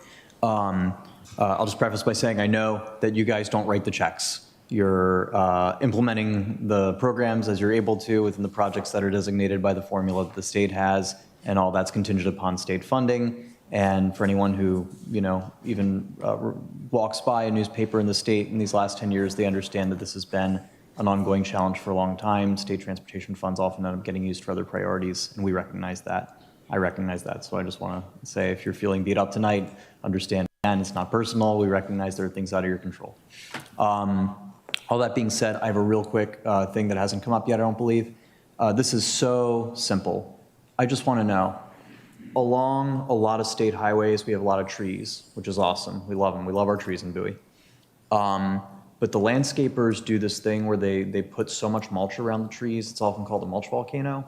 And this is such a minor complaint, but by placing that much mulch, especially on a young tree, what happens is the tree roots don't grow properly, and the tree is more susceptible to falling, which is obviously both a safety hazard and a waste of money and a massive nuisance for you guys because you have to go and clean it up. So I've always wondered, I don't know if it's just that the guys who do the landscaping just don't know any better, or it's just a practice, but that's just one simple thing that might save a bunch of money and maybe prevent some trees from growing up unhealthily and dying on us in 10 years. And then you guys having to fix it, or your successors having to fix it. That's all I had. Okay. Thank you. Thank you. Thank you. I just will go back to a couple of things you talked about, and one being the trash. And I know you said you will be doing it every 6 to 8 weeks. Is that correct? 4 to 6 weeks. 4 to 6 weeks. That's Mr. Mayor. Is there any way that in the interim that you can still allocate someone to come and take a look and see if there's something like that can be done over that? Because 4 to 6 weeks can be an eyesore to people visiting our city, you know. And we'd like to keep it clean. The things we do within the city, we work hard to do that. I just want to know if it was possible to have someone come. I know you said 4 to 6 weeks, but is it possible to have someone come sooner and take a look and deal with what we have to? Because if somebody dumps something there, it can be hard to watch for 6 weeks. So I would like to know if we could get you to have someone come and review the area even before then, and not just wait for that 4 to 6 weeks. Well, I will escalate that, and I'll convey that to the leadership as well, that the 4 to 6 week window for the US 301 and the Maryland 197 corridors is not acceptable by the citizens and by the mayor and the council people. Okay, you could do that. The second thing is, with the bridge going over the road, how long will that take you to finish repairing that? Well, we have a leadership meeting tomorrow, and I want to put on one of the things that I inquire about. Okay. Unfortunately, I wasn't able to get information for the meeting tonight. I apologize. Is that a heavy lift to be able to do that, or is that something you can just do? Let me find out more information. I hate to answer a question that I don't have the correct information for, so let me look into that. Okay, thank you. Mayor Pro Tem? Thank you, Mr. Mayor, and I apologize for the go back. Sometimes when you go first, you forget some things to add. So back on 197, you guys have put in bollards as traffic calming devices on 197 between Ken Hill and 450. My general feeling on those is I hate bollards, but boy, that's much better than nothing at all. I mean, I'd rather have 4 lanes with the properly managed intersections, all that kind of stuff. However, the question I have, and I've asked before, is the bollards were put in, there was some maintenance on them, but that seems to fall away, that are not always replaced when they should be. And I was I've also inquired about if there's been any efficacy studies, that is to say before and after, to say these bollards slowed down traffic by X% or reduced accidents or something along those lines. And the reason obviously is if they're working, great, let's double down on the maintenance and use of those. But if they're really working, maybe I can use them on my city roads.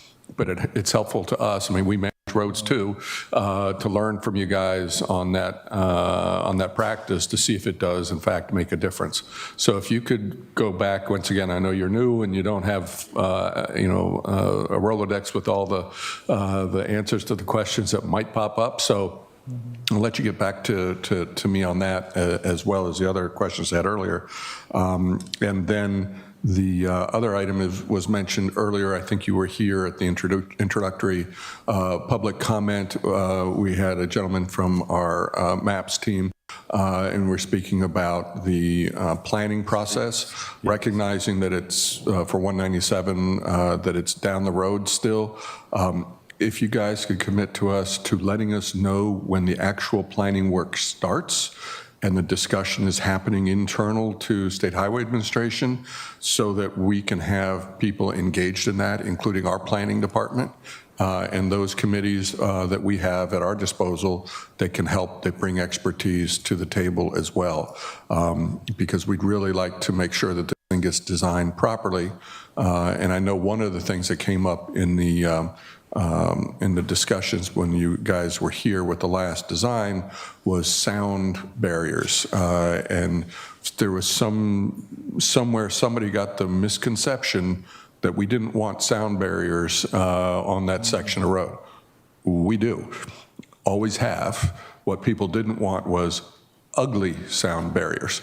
So somebody took it and said no sound barriers, and then came to the table with a proposal with no sound barriers, which is completely inconsistent with the wishes of the community. So on that front, I'll use that as an example of not having an open dialogue with the city in terms of the planning and the planners, but also to go back into, if you would, go back and make sure that they have in fact amended the designs as they are to present to include sound walls so that we do have sound barriers on that stretch of road. I have a little comment on that. Mm-hmm. So when the redesign of the proposed widening, when they included some curvature along the alignment to reduce speed, and the models that they did indicated that the noise levels from the new design were low enough, weren't high enough to warrant sound barriers, but were high enough to warrant noise fences, acoustic fences instead. So that's how the acoustic fences were integrated into the project. Mm-hmm. Well, I can assure you, because I get complaints from people who live along 197, it goes right through my district, that the curvature or not, the trucks, the motorcycles, the everything, and the proximity to people's backyards are going to warrant fences, proper sound barriers. So we need to revisit that, because it's just it's not plausible that they don't meet requirements, because that road is heavily trafficked. It's a major thoroughfare, and it's noisy, and it's just the way it is. We have them on 450 going through Bowie when that road was widened, and we want to ensure that we have the same protections for quality of life for our residents that we have offered in the past, and make sure that it's consistent with that level of effort. Because I can tell you right now, it's untenable to do that. Currently, by the way, we maintain a fence. The city maintains a fence along that boundary because of our commitment to having the best quality of life we can for our residents, that the State Highway Administration way back when was unwilling to put in.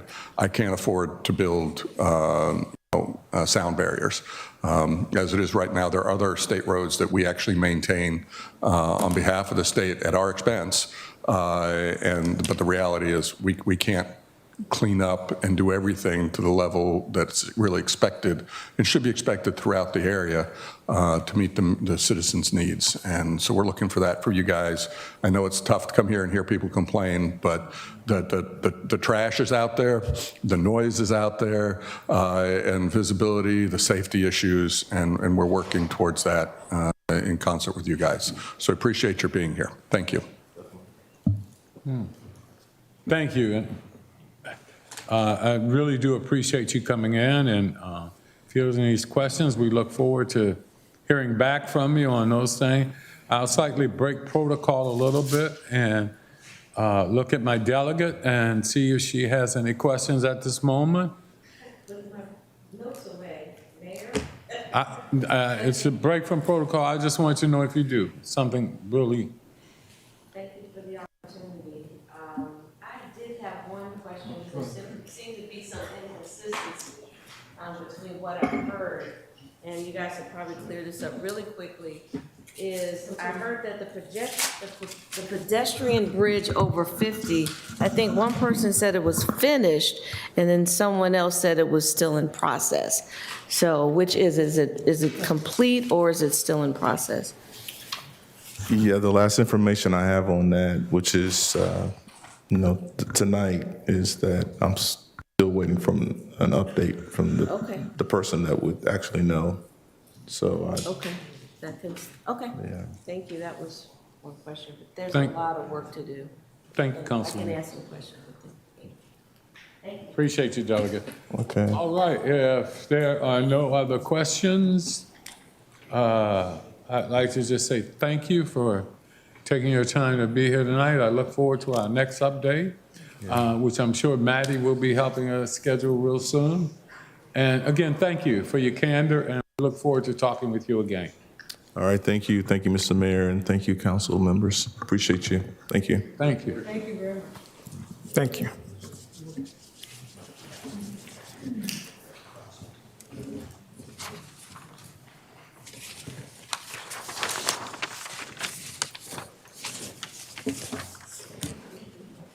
We will now be moving on to item B, land acquisition and adoption of emergency ordinance 05-25, authorizing the acquisition of certain real property located at 15200 Major Lansdale Boulevard, Bowie, Maryland, 20716, comprising approximately 11.97 plus or minus acres, being the property identified as tax map 55, grid B1, lot 1, tax ID number 07311711. At this time, I'd like to move that we address the ordinance as written. Second. It's been moved, huh? Staff doing presentation. Is staff doing presentation? We can do that in discussion. So.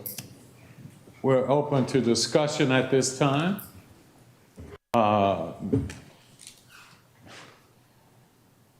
Any discussion from council? Good evening, Mr. Mayor. John Henry King, your Economic Development Director, to introduce the staff item. You've summed it up as you read the item. The city is contemplating the purchase of 15200 Major Lansdale Boulevard. We colloquially know it as the former Regal Cinema. That's a property of approximately 11.97 acres. Upon it, it has built a structure of 55,280 square feet. On May 16th, the city entered into a purchase and sale agreement at the price of $11,970,000. And on that, we placed a 10% deposit, or $1,197,000. That deposit is non-refundable. That's the staff report. Mm-hmm. Thank you. Any questions? I'll go to the Mayor Pro Tem and then to you, Michael. Let's see. Oh, Michael, let's see. I just have a quick comment. I appreciate my colleagues considering this tonight. Just to give us a quick history of where we are and where I feel on this. 10, 11, 12 years ago, we did not hear that much from Bowie residents about economic development. It was just not a thing residents cared about. The only opinion they tended to have across the city about economic development was we want less of it. Less building, less construction, fewer new shopping centers, et cetera.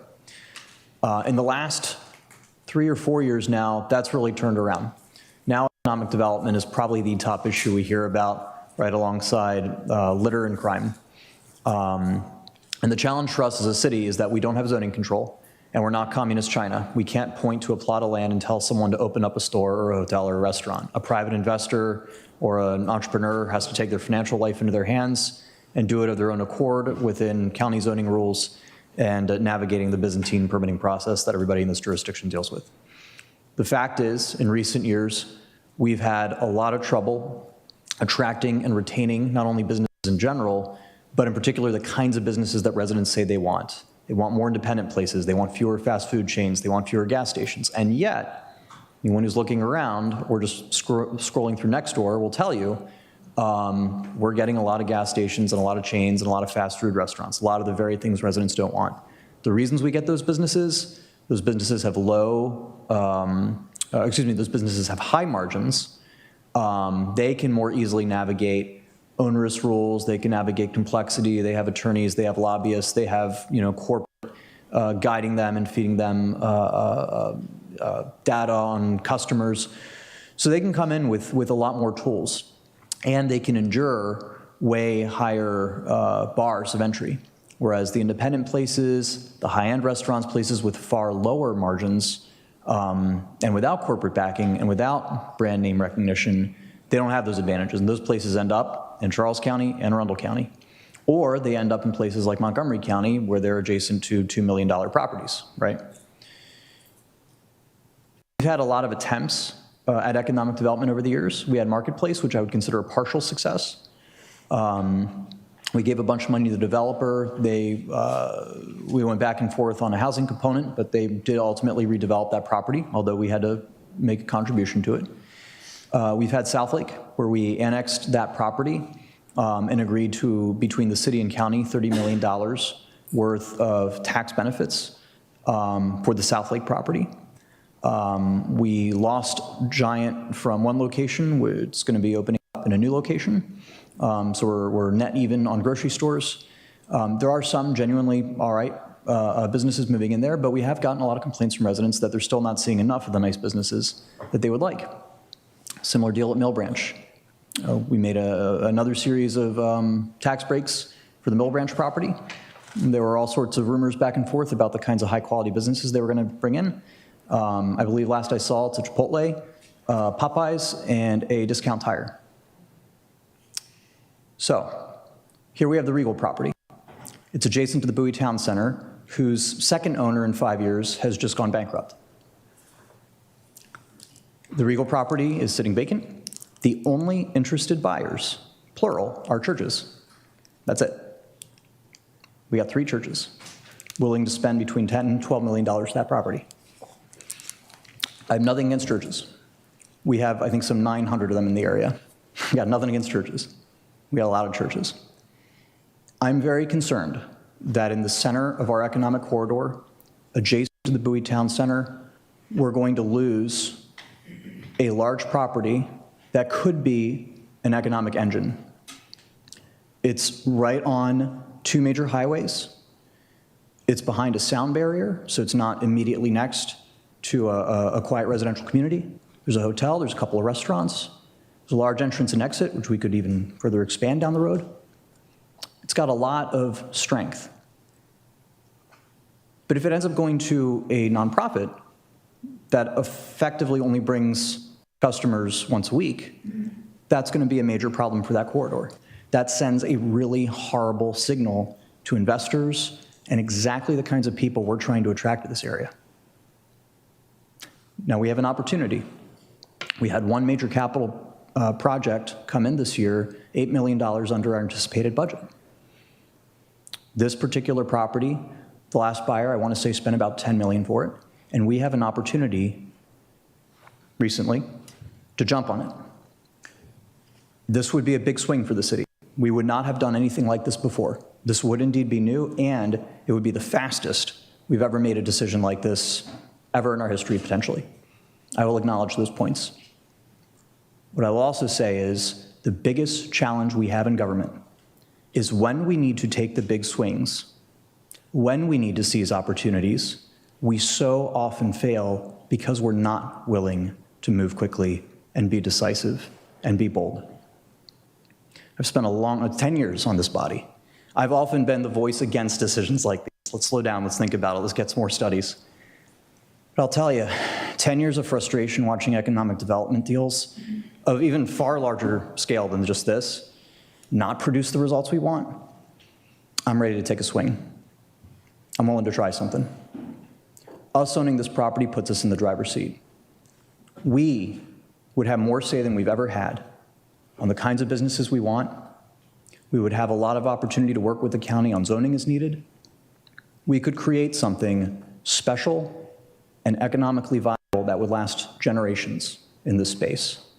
And instead of begging, as we always do, instead of whispering advice in the ear of some developer, we would be the owners. We could make choices we normally can't. That's why I'm supporting this effort tonight.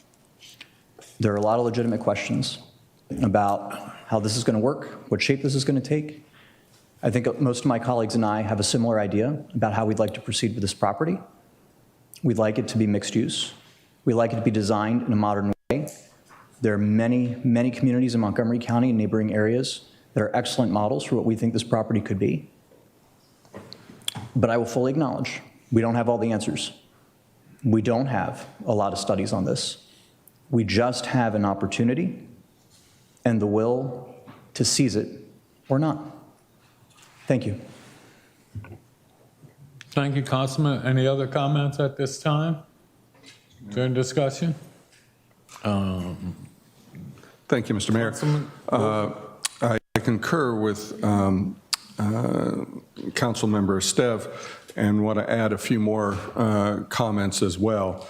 To kind of first of all, I want to address some questions that have been raised earlier and concerns that people might have, but also to be a bit more specific about what we're really looking to do here. The first is, I think we just need to introduce this evening and then have the actual final vote on this at our next meeting, given full opportunity for people to convey their thoughts, concerns, learn more about it, to develop some opinions in a more open forum. And the reason I'll mention that is this did come up as part of a closed session. It came up as a closed session because, as was mentioned by one of the speakers earlier, you can't rightly have conversations about acquisition of properties or contracts or personnel matters in a public forum. You wouldn't tell somebody I'm willing to pay full retail price for that car. Even though you might be willing to, you're going to first try and get a discount on it and offer reasons why you shouldn't pay full amount. That's the same thing here. What the process does allow for is once those initial discussions have been had, it provides the opportunity for us to have that discourse right now. And I think that that's important. It's out, it's transparent and visible for everybody to weigh in and have that conversation. The opportunity, one of the things I know that people want to talk about is the opportunity to discuss the financial ramifications. This city has been managed very well in a very fiscally conservative manner. We happen to have cash on hand for that very reason. And this is one of the benefits of having a well-run, well-managed city, that when an opportunity like this presents itself, we're able to respond. As Councilmember Estev mentioned, it's quick, but there's reason for that. Obviously, the market moves, and if you wait for 2, 4, 5, 6 months to fully study all the potential yays and nays of it, you come back, the property is not there. So there was also the point made that this property is worth a significant amount of money, and it's consistent. The valuation is consistent, and the price is consistent with what was recently, valued and paid for South Lake and Mill Branch. So these properties do have value, and I would point out that it becomes an asset of the city at that time. It's not as if the money goes away and we don't have anything to show for it. If at the end of the day the best thing is to sell it to somebody who's going to make a church of it, then great.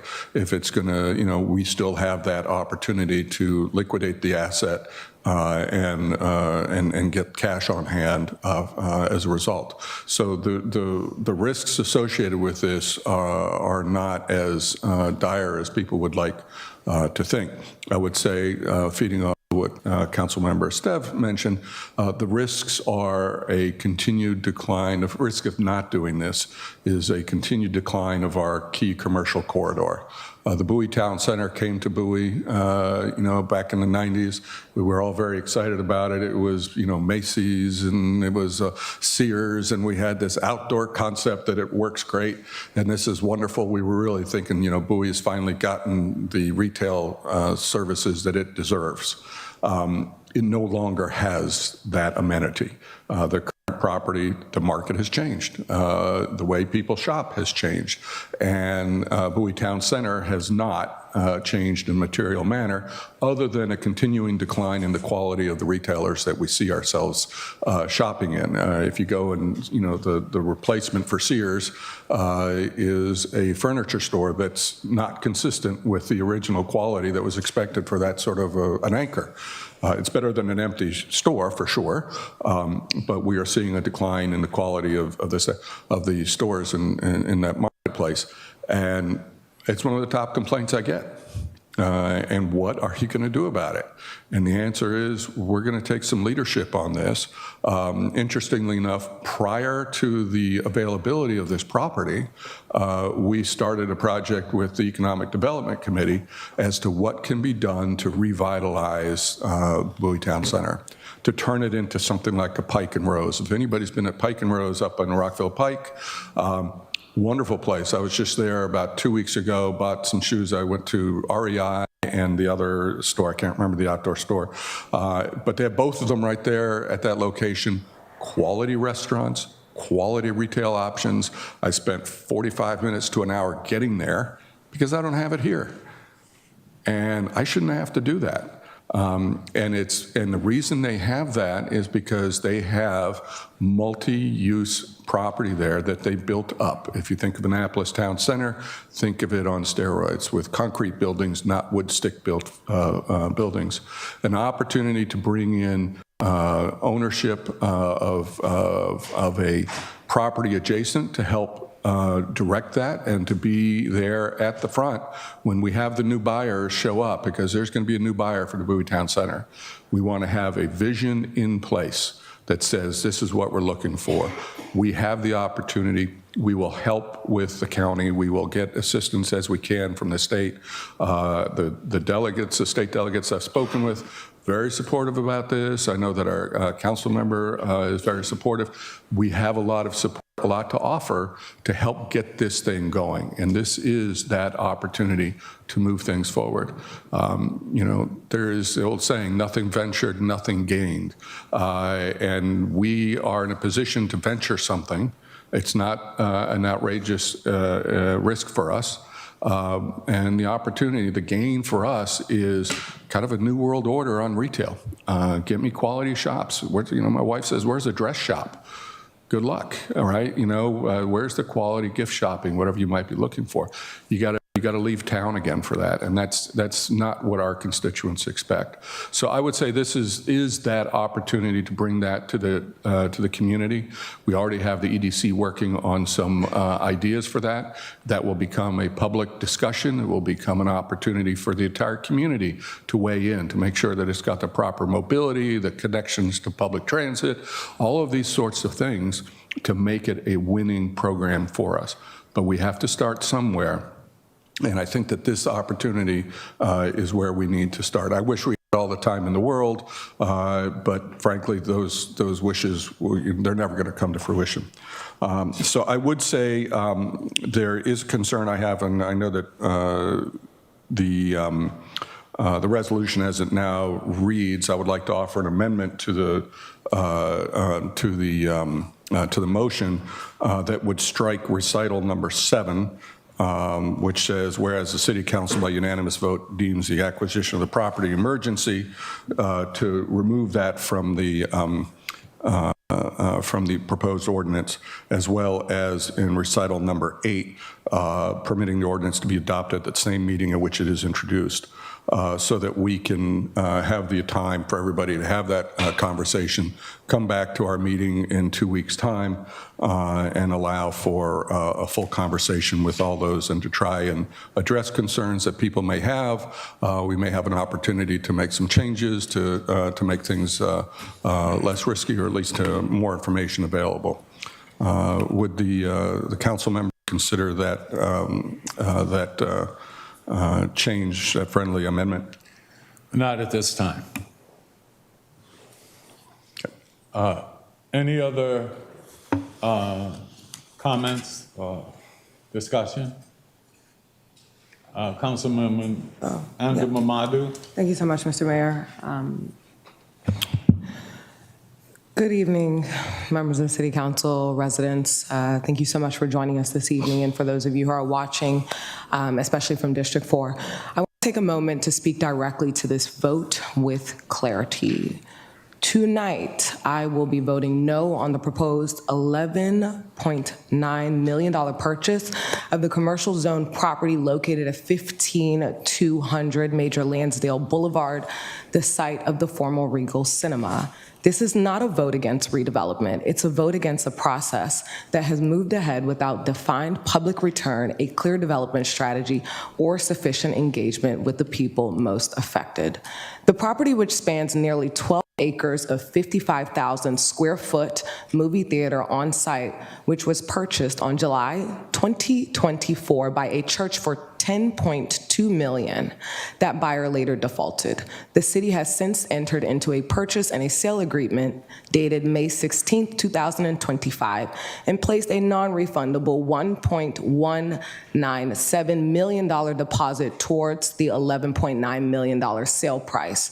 The current assessed value of the property is $9,070,000. Maryland and Prince George's counties' credit ratings have been downgraded. Bowie is heavily reliant on property taxes, and no new revenue streams have been introduced to offset our increasing liabilities.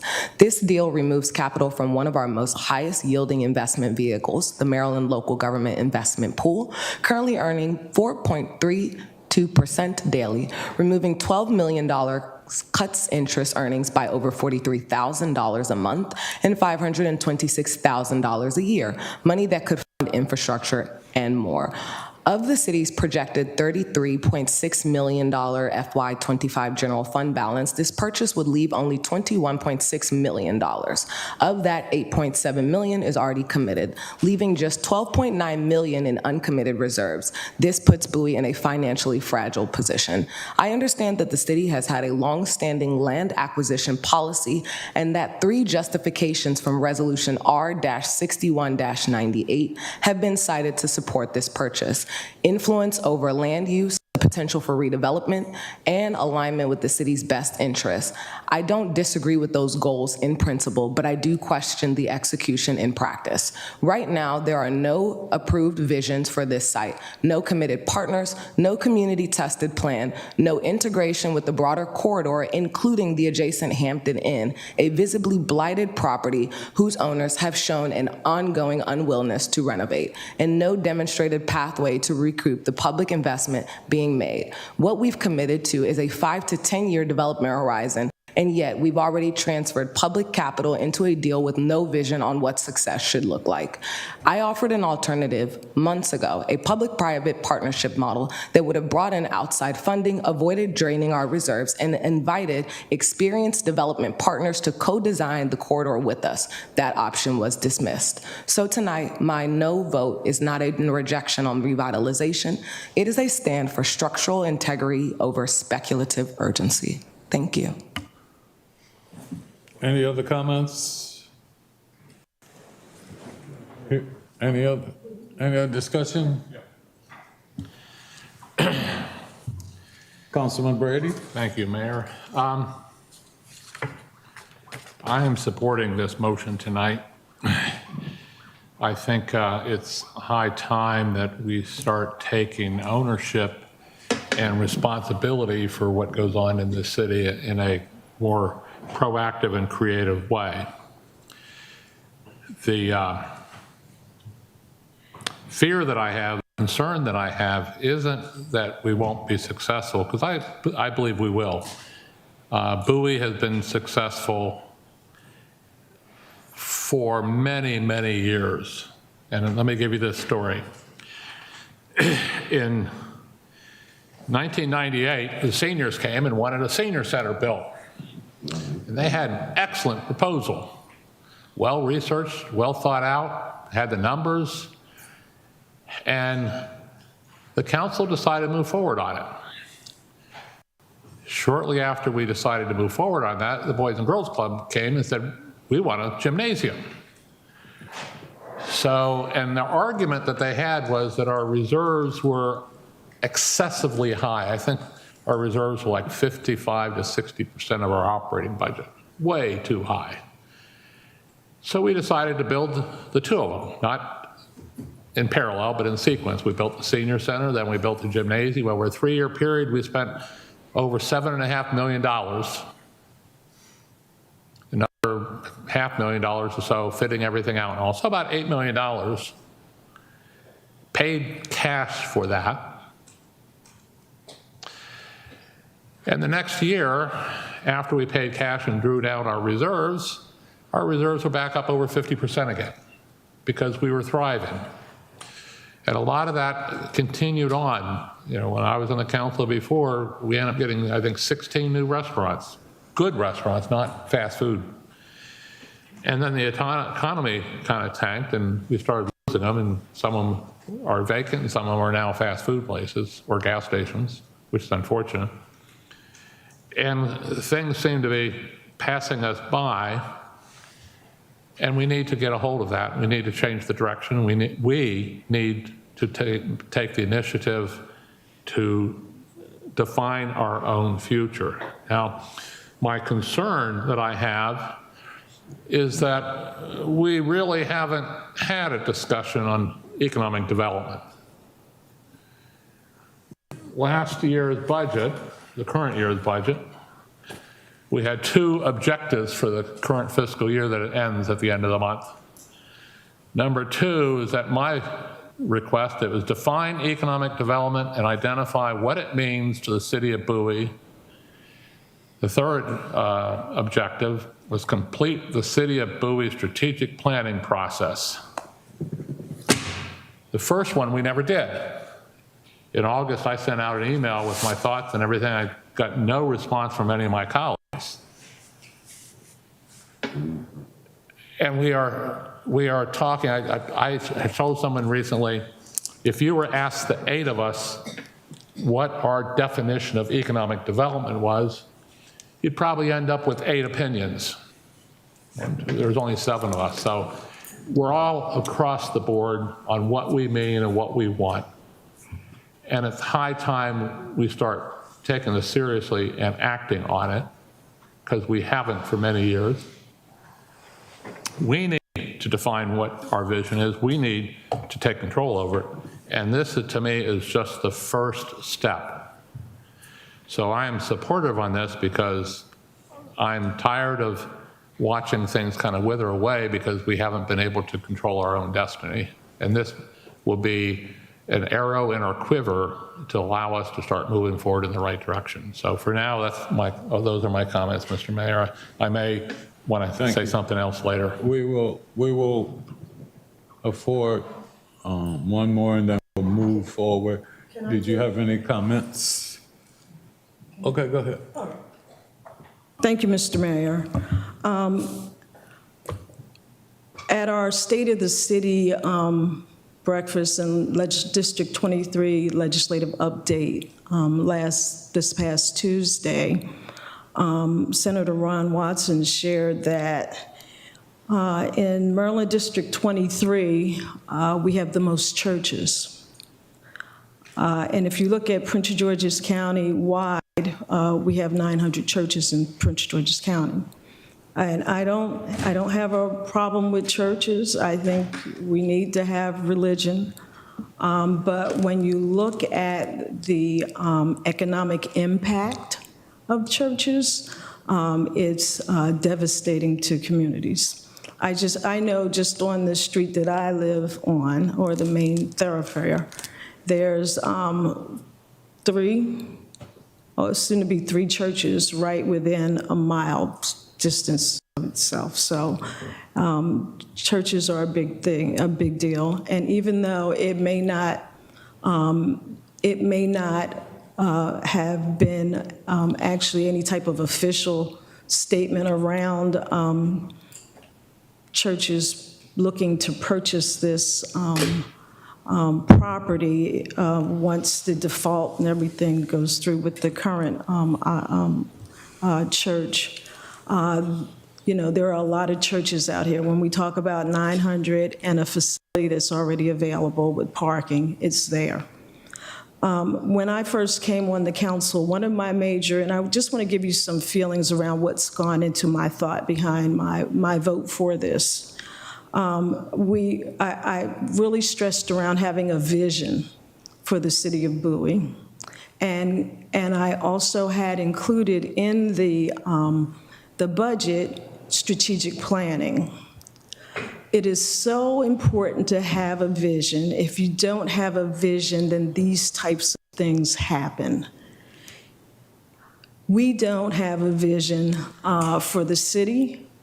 We can't.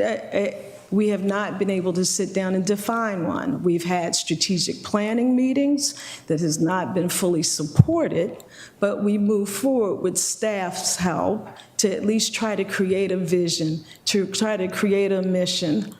But economic development is so key and important to that vision that we've just kind of missed out on the opportunity.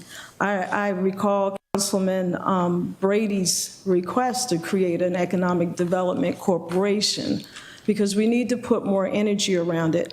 It really bothers me to see smaller municipalities. We're the largest one in Prince George's County, when I can see College Park doing things as far as development. And I know they have a huge engine there. They have University of Maryland, but we have Bowie State right down the street.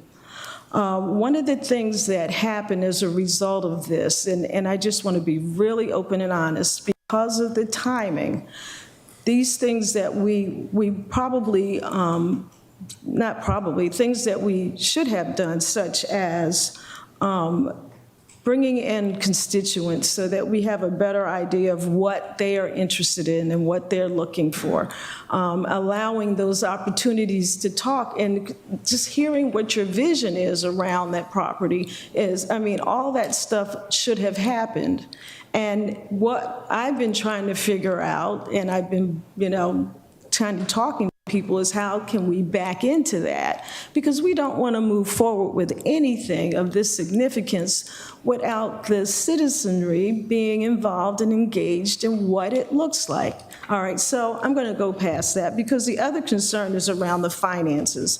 The property is valued over $9 million, even though the cost that originally sold for was $4 million. It was sold way under market. So we have a copy of the tax assessment. We all have had it for a while that shows that the property's tax value is around $9 million. But then also, when you look at the community of Bowie and you look at the properties, even looking at the real estate properties for housing, our housing, Levitt houses with 3-bedroom and 2 bathrooms are selling for like $600,000. That's over $500,000. So the appreciation would be there.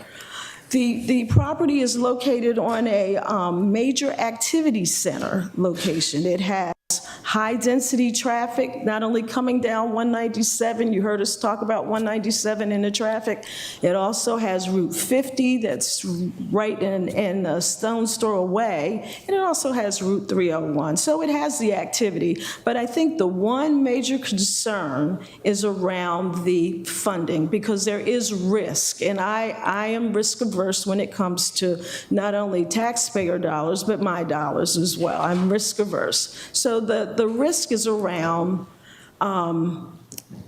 taking money out of the city's coffers, your taxpayer dollars, to make this purchase, and I understand that. I also understand what's going on in the federal level with the tariffs. I understand what's going on in Prince George's County, where we have developers that don't want to work in this county. They don't want to develop because of some level of misunderstanding, or maybe it's dysfunction on the county level, and we carry that baggage with us here for the with the city of Bowie. But I can tell you this because I did some research. This one-time investment, we're looking at about $36 million in retail on an annual basis. We're looking at 150 to 180 retail jobs. We're looking at temporary construction jobs, 1,700 to 2,000. We're looking at economic impact, $7 to $8 million. I mean, these are things that we could possibly achieve, but I'll go back to what the councilwoman said. It's not all straightforward. Yeah, we should be looking at private and public partnerships. We should look at creative ways of getting funding. We should look at community development corporations. We should look at grants. We should look at all of these other ways of getting funding, and we should also make sure that we're able to do our due diligence with this seller. We have to push back. We have to tell them that we need more time to communicate within our communities so people know and understand the decisions that are being made and that they're the right decisions, because we want to do the right thing. Everybody sitting up here wants to do the right thing. And so, therefore, I feel as if, I feel as if let me just put it this way. It's going to feel really bad driving past 197 Regal Theater and seeing that we missed another opportunity to create an economic engine in our downtown center city area of Bowie. With that, Mr. Mayor, those are my comments. Thank you. All right, thank you. We're going to close after my comments here. And I think it's really important. I understand the passion of my colleagues on wanting to do this. And I understand that. But there has to be a reality check of what we as a city can afford and the risk, the financial risk that doing this will put our city in. And that's the key. The key is that, we know that currently this economy is at risk. We don't know what's going to happen with the economy. We don't know what's going on right now. We know that 20% potentially of the workforce in the city of Bowie works for the federal government. And we don't know what impact we're going to have from them on trying to gather and get our tax base going. We know that we have to make sure that the city is on sound economic footing. And that's the reality of why we're going through this right now. As Councilwoman Andrew put it, when you look at the numbers, you got to think about this. If we buy this for 17, at least for 11, $12 million, that damages our fund balance. That comes from there. That puts us in a position of saying we've made this investment, but we don't really even know what the return on it will be. We don't even have a plan on what to do with it. Now, I know we're talking about working on it and doing those things, but it's just not fiscally responsible. When you talk about depleting our fund balance that way, then if some other things go awry, we're talking about significantly raising potentially taxes. And we've got too many seniors and others and people just trying to get by. And then again, not knowing what this economy is going to do and the potential layoffs of all of the federal employees and all of that. That's a potential risk that I don't believe the city should be taking. Not at this time. We're going forward this year, right now, for next year, $22 million for the ice rink. We're going out to borrow $22 million to build the ice rink. And I don't believe that it's in the city's best interest to then add an additional $12 $12 million onto the debt we're doing this year. It's just not how it should be done. We take too much of a risk for our city because if something goes wrong, we still want to maintain the services we have. We still want to have the money to make sure that the trash get collected twice a week. We want to make sure that we do our recycling program. We want to do everything we can to have money to recruit the best and the brightest to come work in the city. So even though this sounds good, it is not fiscally responsible. This is not something that the city, as good as it may be, can afford to take that financial risk. And so having that, at this time, I'll call for the vote, and I would ask for a roll call vote, please. There's no motion on the table. It's been moved and seconded, and we're doing the discussion now. He started to make a motion and No. I made the motion, it was second. He asked for an amendment. City Attorney, is that not correct? That's correct. Thank Okay. you. fine. All right, we'll proceed with the roll call vote. Councilmember Staff? Sorry, can we repeat the motion that we're voting on? If you made the motion and it was seconded, can you just remind me what the actual motion was? The actual motion is the one that's written. We're going by that one. In the packet. To proceed with the acquisition. To proceed with the acquisition. Yeah, to proceed with. Okay.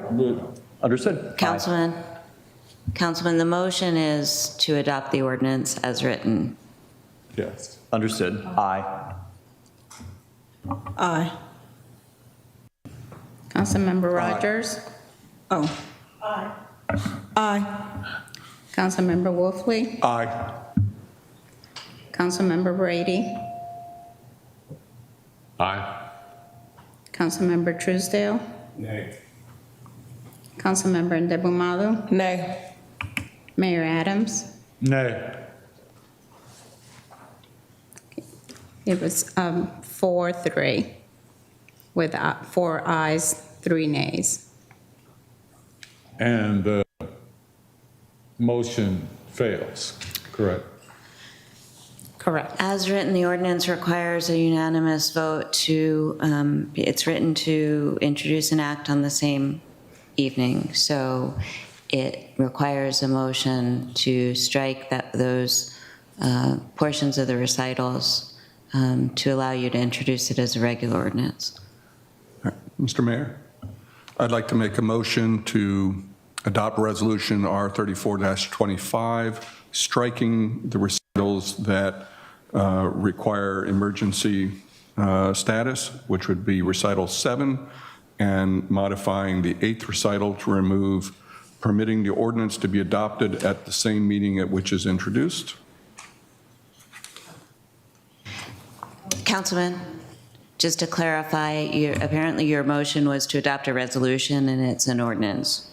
I'm sorry, it should be to adopt the ordinance, thank you, with the removal of recital number 7 and the removal of the words beginning at permitting and finishing at introduced in the 8th recital. Second. It's been moved and properly second. Any discussion? Hearing none, I'll call for the vote. Could you do another roll call vote, please? I'm sorry, did you say discussion? Did you say discussion? Yes. Oh, may I offer? Okay, we'll go there. Go ahead. Thank you so much, Mr. Mayor. Thank you, colleagues. I just want to briefly respond to several points that were raised tonight, not to debate, but to clarify and to recenter the conversation around accuracy, strategy, and public trust. College Park was mentioned as a model, and I agree. It's a strong example of strategic redevelopment. But what made College Park successful wasn't just city ownership of land. It was a deliberate private public-private ecosystem driven by long-term vision, university alignment, and a clear redevelopment authority. If we're going to invoke College Park, we must be also willing to govern with the same level of structure, discipline, and strategic patience. Some members also said this evening we have no vision and no strategy, and I don't disagree. That's precisely why I voted no. You don't build vision retroactively. Strategy should come before acquisition, not after. What people are proposing is moving millions of public dollars without a defined plan, community consensus, or development framework in place. That's not economic development, that's speculation. There was also a mention of anticipated revenue and job creation tied to this property. But let's be clear, those outcomes are not guaranteed. There is no project on the table, no partner, no site plan, and no development agreement to create those jobs. Any projected tax revenue or construction employment is purely hypothetical at this stage and cannot be treated as justification for this level of financial exposure. Additionally, some express hope that this area could become something like Pike and Rose. As a former resident of Pike and Rose, I would know what it takes to create that. But that model depends on anchor tenants, adjacent assets, and walkable infrastructure. Right now, we have a visibly blighted Hampton Inn, a county-owned, unmaintained park and ride, and no active commitments to transform those parcels. Without cohesive corridor planning, no serious developer will locate in this environment. My vote, again, is not a rejection of growth. It's a call for alignment between vision, partners, and the public's trust. Thank you. Any other comments? Hearing none, I will state my position that we should not be doing this at this time, that it is fiscally irresponsible to put the city in that position right now. We don't know what's going to happen. We don't have a plan. And I think we need to maintain our reserves at a level that we can make sure that we can deliver all of the services we have in the past. So at this time, I'll call for the vote, and could we get a roll call vote, please? City Clerk. Mayor. Councilmember Estev. Aye. Councilmember Rogers. Aye. Councilmember Wolfley. Aye. Councilmember Brady. Aye. Councilmember Truesdale. Nay. Councilmember Ndebumalo. Nay. Mayor Adams. Nay. Okay, we have 4 ayes, 3 nays, a motion fails. Because we need. No, I'm sorry, the ordinance. Two-thirds. Okay. Sorry, my mistake. Okay. All right, at this time, we will now move. I'm sorry, just for clarification, the motion passes. Yes. Okay. Okay. I thought you heard, too, when she said that. All right, we will So, now. Mr. Mayor, just a quick question. This is Rock right here. Clarify the introduction or the adoption. What passed? Can we clarify, please? What passed is that the ordinance would simply be put in, and it would come back up at the next council meeting. Awesome, So thank you. that just means the ordinance was put in. Okay, perfect, thank you. All right, at this time, we will move on to item C, which is adoption of emergency ordinance 0625, amending the adopted budget for the fiscal year beginning July 1st, 2024, and ending June 20th, 2025, as embodied in ordinance 0424 and amended by ordinance 0724, 0225, and 0325, to appropriate funds for the acquisition of certain real property as described in emergency ordinance 0525, known as the Regal Theater property. Eligible for action, I move that we move forward with this as written.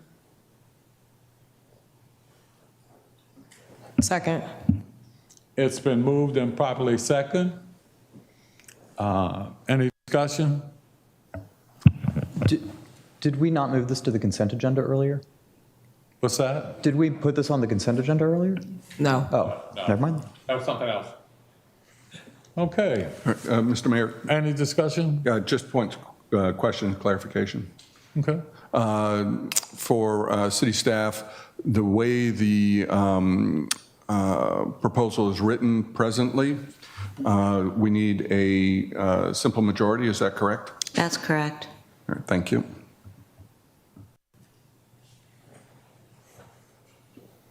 It will need a 2/3 majority to pass because it's a budget amendment, but to introduce it just needs a simple. Okay, so any discussion? Hearing none, call for the vote. Could we do another roll call vote, please? Councilmember Staff? Aye. Councilmember Rogers? Aye. Councilmember Wolfley? Aye. Councilmember Brady? Aye. Councilmember Truesdale? Nay. Councilmember Ndebumalo? Nay. Mayor Adams? Nay. Have 4 ayes, 3 nays, the motion fails for the emergency ordinance as presented. Okay. No, the motion passes because it's just the introduction. But I thought they needed to do the same thing as the other ordinance. No, I didn't draft the ordinance the same way.